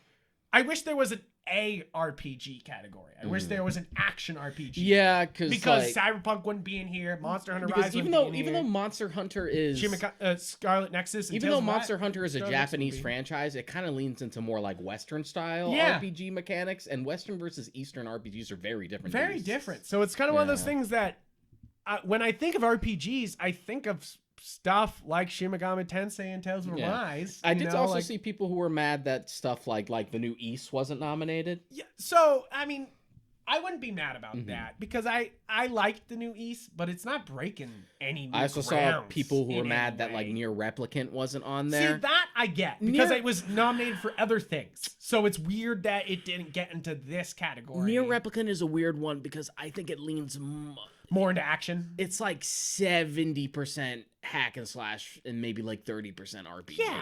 So it kind of skews. Yeah. And I get that Cyberpunk is an RPG as much as Witcher is, you know, like, because it's the same Cyberpunk thing. is very RPG. Yeah. Yeah. It's just, so my thing about Cyberpunk being nominated is it's obviously still a mess. It's still, even with all the patches, this is not a No Man's Sky situation where they were like, oops, we messed up. Here's a completely fixed game in like a year's time. Yeah. You know, like, this is still fucked up. and they're nominating it for Game of the Year. It depends on where you get it on. RPG. I know that like people who've played it on PC ran into like the least amount of issues, and if you played it on next gen, like PlayStation 5, it was made for Xbox One, whatever the fuck the new Xbox is called, I always forget. Me too, man. Yeah, all the next gen consoles, like it's stable, and yeah, you run into some issues, but pretty standard shit for like Western RPG stuff. Like the stuff that you would have drooled over in a Bethesda game is what we're getting here. I played it on last gen because I don't have a PS5 yet, and again, in my experience, I never finished my run because it just got buried under other fucking games. I never ran into anything game breaking. The most is just like, oh, that's a texture pop in, and I had like a weird menu glitch at one point, but that was about it. I didn't have like literally Keanu disappearing. Or fucking people. I've seen clips of that. Or people saying that like, oh, it fucking bricked my console. Like nothing like that. Like I've heard that. But it's just one of those things where, depending. It's still, but it also the same came caliber out. as Witcher 3. It also came out, and it also came out at a point where like, and not much has changed, but fucking no one had a PS5. Yeah. And few people still do. Yeah. So if you're going to have it, most people still have PS4, so that's probably what you're going to play it on, and that's not the ideal version. Mm-hmm. Now, next up is the best action-adventure game. I thought this was funny how many categories had Marvel's Guardians of the Galaxy on there. Because this is one of those games that was praised by critics, but almost universally panned by gamers. Like, if you check the Metacritic score, it's high, but the user rating is low. Like, this is one of those, you gotta wonder how much money they spent. I haven't played it. I can't say for sure, but like, you gotta wonder how much money they spent to get those good reviews, you know, like, because it, as good as it doesn't, I'll say it. I'll fucking say it. We don't usually say it on podcasts, but this doesn't, I don't care. It doesn't look good. It doesn't. It doesn't look good. I don't, like, I love Guardians of the Galaxy. I was, you know, but it looks like I'm shooting just random squares all the time. And shit like that. That, and like the fact that it's a Guardians of the Galaxy game, you only fucking play as Star-Lord. Star-Lord, just call Star-Lord. That's it. Call Star-Lord. But, and then you like bring in them as like abilities, sort of. And you're it's kind of like the way Mass Effect played, but that's Mass Effect. Yeah, it's just, I'm not. And people said the story's worth it, and I'm like, that's a big doubt from me, dog. But moving on, Metroid Dread, which you've already said, Ratchet and Clank Rift Apart, Resident Evil Village, and Psychonauts 2. I haven't played Village yet. I really want to. I've seen and clips. I really want to. And of course, I've been waiting for Psychonauts 2 for fucking years. So I really want to play Psychonauts 2. I just haven't. And of course, I gotta get on Dread. Best action game, which I think is funny that we have an action/adventure category and an action game category. You're like, okay. Back 4 Blood, Chivalry 2, Deathloop, Far Cry 6, and Returnal. I've heard fucking great things about Deathloop. Yeah, it's one of those. So obviously, I think Deathloop, I've heard great things about it. I've also seen some straight up glitches from Deathloop. I've seen some like straight up like this game not working type of thing. So that's what was interesting to me, is that this was a universally loved game that was broken, but like 2070, Cyberpunk got away. Didn't get away with it. It doesn't surprise me. People will forgive it. Yeah, they do it for every Bethesda game. People only started getting wise after like the fucking debacle that was Fallout 76. But I had to blow people's minds to be like, literally all the releases are like this, guys. Yeah, it just hurts more when it's an MMO. Yeah, it does. So Far Cry 6 is the only thing on this category that I'm very questionable about. I played some Far Cry 6. It's just Far Cry 3. I'm sorry. Ubisoft, you got to do something else. You got to. Like this, you've only put out for Far Cry 4, 5, and 6, you've only put out Far Cry 3. That's it. It's the same game repackaged every time. And this one's the most egregious. Because it's Ubisoft.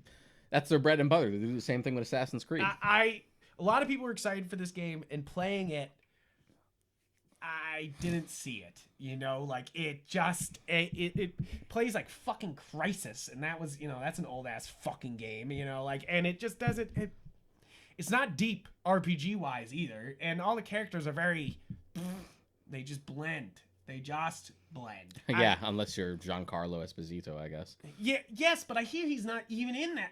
So I played a little bit of the game. I didn't see him one time. I saw him on a poster. So I don't know how much he's in that fucking game. You know, well, if you're building up to an antagonist, you might not see him right off the bat, especially if you're only playing a little. True. Now, innovation and accessibility. I love this category because it will mean that games will need to continue to innovate to make accessibility even easier. And I love the first one. No, I think it's either Guardians of the Galaxy or Far Cry 6 actually have during cutscenes sign language interpreters. That's cool. Which is really cool. I think that's what I forget which one has it, but they should win no matter what because that's a big jump. Far Cry 6, Forza Horizon 5, Marvel's Guardians of the Galaxy, Ratchet & Clank, and The Veil Shadow of the Crown for this category. I just hope that one with the sign language interpreters during the cutscenes actually wins because that's a genius. That's genius. That's what it is. That's all you need. And you can turn it on and off, so it's not like a thing you need. You're stuck all the time. With, yeah. Now, best VR AR game. This one, this is a crazy category. Hitman 3, I Expect You to Die 2, Lone Echo 2, Resident Evil 4, and Sniper Elite VR. I didn't know Sniper Elite had a VR game. I will want to try that. I love Sniper Elite 3, and 4. And it's very one of those games that makes you feel you're already in it. So to do a VR game, you're like, that's cool. That translates pretty well. And I'm sure Hitman 3 is a joy. I haven't played it yet. I'm still going through 2 because 2 has so much fucking content. Yeah. But I'm sure 3 is great. And I've heard really great things about Resident Evil 4 on VR. I hear it's really what you've been missing, like for the actual remakes of that game. I thought this was a great category. Best community support. Apex Legends, Escape, Destiny 2, Beyond Light, Final Fantasy 14 online, Fortnite, and You're No struggling Man's with Sky. those Roman numerals? No, I just wanted to make sure I was right. I was like, wait a minute. I don't want to say 15. Now, I mean, yeah, the support-wise, Apex is fantastic. They always listen. Same for Fortnite. I know I always shit on Fortnite, but Fortnite listens. At least to the subreddit. I don't know if they listen to everybody, but they listen to the subreddit. And No Man's Sky, as I already said, they fixed the game. They made it better. They continue to make it better. I feel like this would be a great seal of approval of what they've done. By being like, yeah, you guys supported it enough so it's a workable game now. Which maybe not bully developers into early releases so much. We won't have this come up so often. Now, I love this category because, of course, I play a bunch of mobile stuff. So, best mobile game, Fantasian, Genshin Impact, League of Legends, Wild Rift, Marvel, Future Revolution, and Pokemon Unite. Now, I haven't played Genshin Impact because I'm trying. I know it's crack. I'm just not. I'm saying no to crack. I know it's supposed to be an addictive game loop. I will play it once it comes to Switch. That's what been my foot down. I'm like, I will not play you on mobile. I will play you on Switch. And I'll be happy with that. But who knows when we'll get that. That was announced literally 2 or 3 years ago, and that still hasn't come. So I don't know if we'll ever get that. But I've been a big Pokemon Unite guy. I am 65 hours into the game. Expert level. I on ranked. If this doesn't win if Pokemon Unite doesn't win the category, fuck you, Wild Rift, because I know you're gonna win the category. But fuck you. Pokemon Unite's better. League of Legends is boring as shit. Pokemon dunking things. Hell yeah. That's all I gotta say. You sound like the ravings of a madman. I do, now. right? Yeah. It does. Literally the only person on the planet who's just like, League of Legends trash. Unite is where it's at. It's true, but I'll say it. I'll fight anybody on Coke it. is garbage. Fago, that's the stuff. No, that ain't it. That's not what I'm saying. That's not what I'm saying. To be fair, Pokemon Unite's developed by Tencent, who's made what's the League of Legends? The ones that's owned by League of Legends? Yeah. Arena. That one that you don't know it, but it's big in China. But they know their MOBAs. And I think Pokemon Unite's one of the better MOBAs. It has problems, but they do update it weekly and put out new characters every other week. I don't know of any other game that is being that prolific right now. Dosadai came out today, so I'm excited about that. Best debut indie game. Best debut created by a new independent studio. I don't know many of these. I feel kind of bad.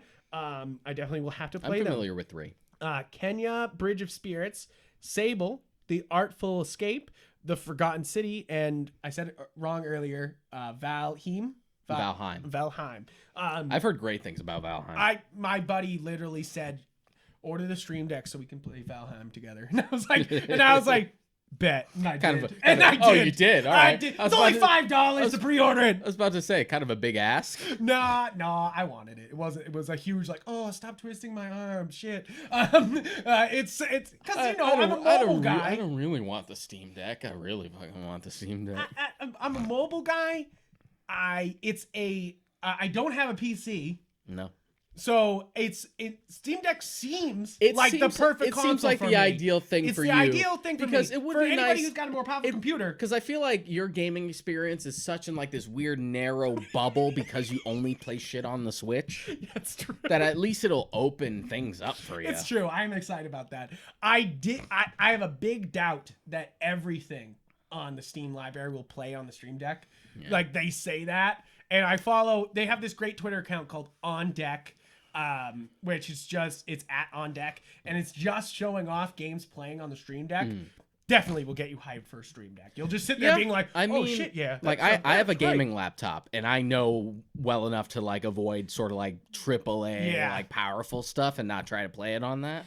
Understandable. And that's the thing is I'm not going to try to be like run Cyberpunk on my Stream Deck, but I'm definitely going to be playing Warhammer 40K on there. Fuck yeah. Now, which of these games wins the best debut indie game?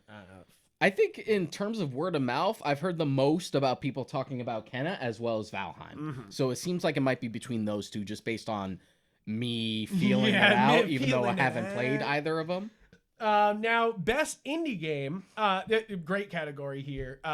We have 12 Minutes, Death Door, Kenya, Bridge of Spirits, Inscription, and Loop Hero. Now, Loop Hero was just announced for Switch December 9th. I'm going to pre-order. That game looks pitching. I don't give a fuck. The game looks right up my fucking alley. I'm like, hell yeah. I'm like, yeah, that looks great. So for me in this category, even though I haven't played it yet, it might be Loop Hero. Mm-hmm. But have you played any of these ones? I haven't. No, but you said Kenya maybe. Now, best ongoing game. I think this is a good category to have now. You have Apex Legends, Call of Duty Warzone, Final Fantasy 14 Online, Fortnite, and Genshin Impact. Now, for my guess at who's going to win, it's going to be either Apex Legends or Warzone. I think that those are the two that probably have the most money behind them ongoing game-wise, you know? Like, but who do I think should win? I mean, I haven't played Apex in a while, but I guess Apex? Like, they have been updating it a bunch and giving you new heroes. It's not like Overwatch where you're like, content, please. I want some content. Like, it's Apex is like, here you go, bitch. Now, but it would be really funny if Genshin won, I would lose it. If Genshin won, I'd be like, hell yeah. Now, games for impact, thought-provoking games with a pro-social meaning or message. Before Your Eyes. I think it's wicked funny. Boyfriend Dungeons on this. Chicory, A Colorful Tale, Life is Strange, Two Colors, and No Longer Home. Haven't played any of them. I'm gonna get to Life is Strange at some point because I played the others, but I just haven't. For me, I guess for my guess at what's gonna win this is either gonna be Life is Strange because I know that was a huge good thing for the LGBT community. And Boyfriend Dungeon was another big one. Now I think this is a very interesting category, very Oscar-y. Best performance, for voice acting, motion, or performance capture. You have Erica More in Life is Strange, Giancarlo Esposito in Far Cry 6, Jason E. Kelly in Deathloop, Maggie Robinson in Resident Evil Village, and Ozio Maya. That looks like Oziyama. Akaga in Deathloop. I'm not sure about that one. I'm not sure either. I think that I haven't played any. I mean, I played a little bit of Village, but not enough to know who Maggie Robinson was in there. But I mean, we got to give it to Esposito. Like, give it right, you know. Even for that commercial, man. Even for that fucking commercial. I know, but it's just like they just want him to play Gus Fring for the rest of his fucking life. His fucking life. Now, best audio design. I think this is very important to have in a game award ceremony. You have Deathloop, Forza Horizon 5, Ratchet and Clank Rift Apart, Resident Evil Village, and Returnal. I've heard great things about the sound design in Deathloop. I've heard it is fantastic. Yeah, so have I. It's definitely easier to nominate a horror game for like best sound design because that's when you actually kind of notice it. That's when you pay attention. Really pay attention. But I've heard great things about Forza, but it's kind of like, yeah, you heard how good the car sound? And you're like, it sound good, Bob. It sound like real car. It sound like real car. Best score / music. Cyberpunk 2077. 2077 score is pretty good. Yeah, it's pretty solid. I'll even give it that. Deathloop, Near Replicant. I think this is so funny. Version 1.1.224. 74487 Is that the real official title? Fuck me. Like, yeah, people just call it Near Replicant. Fucking Japan. Jesus Christ. I mean, if Near Replicant's... I haven't played Replicant specifically, but if its fucking soundtrack is half as good as... So that's what I was trying to say earlier, is Automa has the same music guy as Dungeon Encounters. Oh, and that's the reason why I bought it, because I know that music's banging, and it is. I was just about to say, if Replicant's soundtrack is half as good as Automata's, then yeah. Yeah, it's gonna be... Yeah, that's the thing. I would absolutely give it to that, too. The other two is Marvel's Guardians of the Galaxy and The Artful Escape, which... I haven't heard the Guardians of the Galaxy one yet, and I'm kind of interested to see what they did for their mixtape. Yeah. But I'm not exactly rushing for it. But for me, after playing Dungeon Encounters, give it to Nier. Best art direction. Deathloop, Kenya, Bridge of Spirits, Psychonauts 2, Ratchet and Clank Rift Apart, and Artful Escape. Now, having not played any of these, but seen what all of them look like from an aesthetic perspective, I would probably between Deathloop and Kenna for me. Really? Yeah. Ratchet and Clank's art direction is pretty good. But I was gonna say it's another Ratchet and Clank. For me, it's Ratchet and Clank or Psychonauts. Strictly Ratchet and Clank for it being able to switch back and forth between the risks and it not feel gigantically jarring, and they feel different. You know, like I will give it to that Ratchet and Clank for that. Now, best narrative, Deathloop, It Takes Two, Life is Strange, True Colors, Marvel's Guardians of the Galaxy, and Psychonauts 2.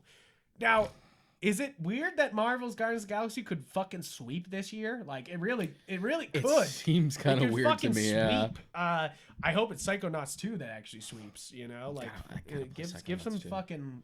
Like, I could only play it on my, I don't think it's on PS4 yet. I think it's like a timed exclusive thing. But I don't know if my PC could run it. I could check. I don't know. I've heard great things about It Takes Two, though. I've watched a bunch of it. I think it was on Game Grumps. I'm not sure, or was it Super Mega or something? They did it, and I thought it looked great. Yeah. But I don't know if it's the best narrative. So I think it's probably gonna go to Deathloop because everyone was raving about the story of Deathloop. Yeah, and I'm sure fucking Life is Strange also has like some feels and a half. I bet. Best game direction. Deathloop, It Takes Two, Returnal, Psychonauts 2, and Ratchet and Clank Rift Apart. It's funny. I feel like a couple of these categories seem like they're just switching. Yeah, a couple of these guys changing out. the order. Game direction wise, this is another one where I'm like, hopefully Psychonauts, but I doubt it. Like, it'll probably be Deathloop again. A lot of people are loving the Deathloop. Now, game of the year. Here it is. Here's the one you've been fucking sitting around waiting for. Deathloop, It Takes Two, Metroid Dread, Psychonauts 2, Ratchet and Clank Rift Apart, and Resident Evil Village. I think it's wicked funny that Metroid Dread is like shoved in here because they don't give it any other nominations other than the action category, and then they just slap it in here for the game of the year, and you're like, so it didn't have a great narrative or art direction or music?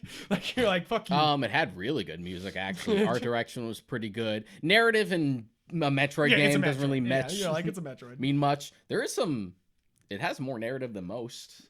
I really do think that this category comes down to Deathloop and Metroid Dread. I think that those are the two that the people of the Game Awards will even give it to. Yeah, Like, I think like Deathloop seems like it's gonna take some fucking awards. it might be the Return of the King of this fucking awards, and it'll just take them all. It'll make people want to play it for sure. Because I think it's one of those things that it's kind of like Control, where like no one knew it existed until it started winning things. You know, like everyone was kind of like, I mean, yeah, it was put out by a big studio, but it wasn't like as big of a like everyone knows about this until it started winning awards. And I think the same thing they're trying to do for Deathloop, where they were like, oh, that didn't launch the way we wanted to launch it. Okay, we'll win Game Awards then, and we'll get some purchases after the fact. And I know it's on sale on Steam or something like that right now, or it was last week. I'm not so sure. But that's pretty much it for the Game Awards. Yeah, that's pretty much what we've been up to and what we've wanted to talk about. Yeah, so thank you guys for watching another Filthy Casual episode. Thank you for tuning in, for supporting the show. This is episode 101, so really thank you guys for all the support you give us. I really realized the other day how much we've grown those 2 years, because I was listening to the first episode and realizing that it was audio, we were audio only at the beginning, and now look at us. We got a set. We got I'm sure we were plenty awkward de-rusting and stuff like that. Oh god, imagine going all the way back to even like old books. Comic Wednesdays before we even found the real books. We were fucking like hyped for Comic Wednesdays though. Comic Wednesdays were like, ah! I go back and listen to those, and we are fucking rabid, dude. We were like, we read 5 stories today, and now I'm gonna fucking tell you about them. Like Jesus, everything Scott Snyder writes. 10. No, we were. It's kind of a nutso show back then. Oh yeah, a little more nuts back then. But guys, thank you for supporting the show. Please please move the algorithm, feed the beast, as I always say. All that shit. But please subscribe and all that shit down there. We are on every podcast platform you could possibly think of, and we are also on YouTube if you want to see our beautiful faces. And you can check out galaxyofgeek.com if you want to see all the episodes in one place, or if you're wondering about other topics we're writing or talking about. And then please check us out on our personal social medias, Instagram and Twitter, where we are personal and posting nerdy things. On Instagram and Twitter, you are Mod Karika. And I'm Yupfrank. And guys, thanks again. I hope you have a great rest of your week, and keep it filthy, keep it casual. See you next week.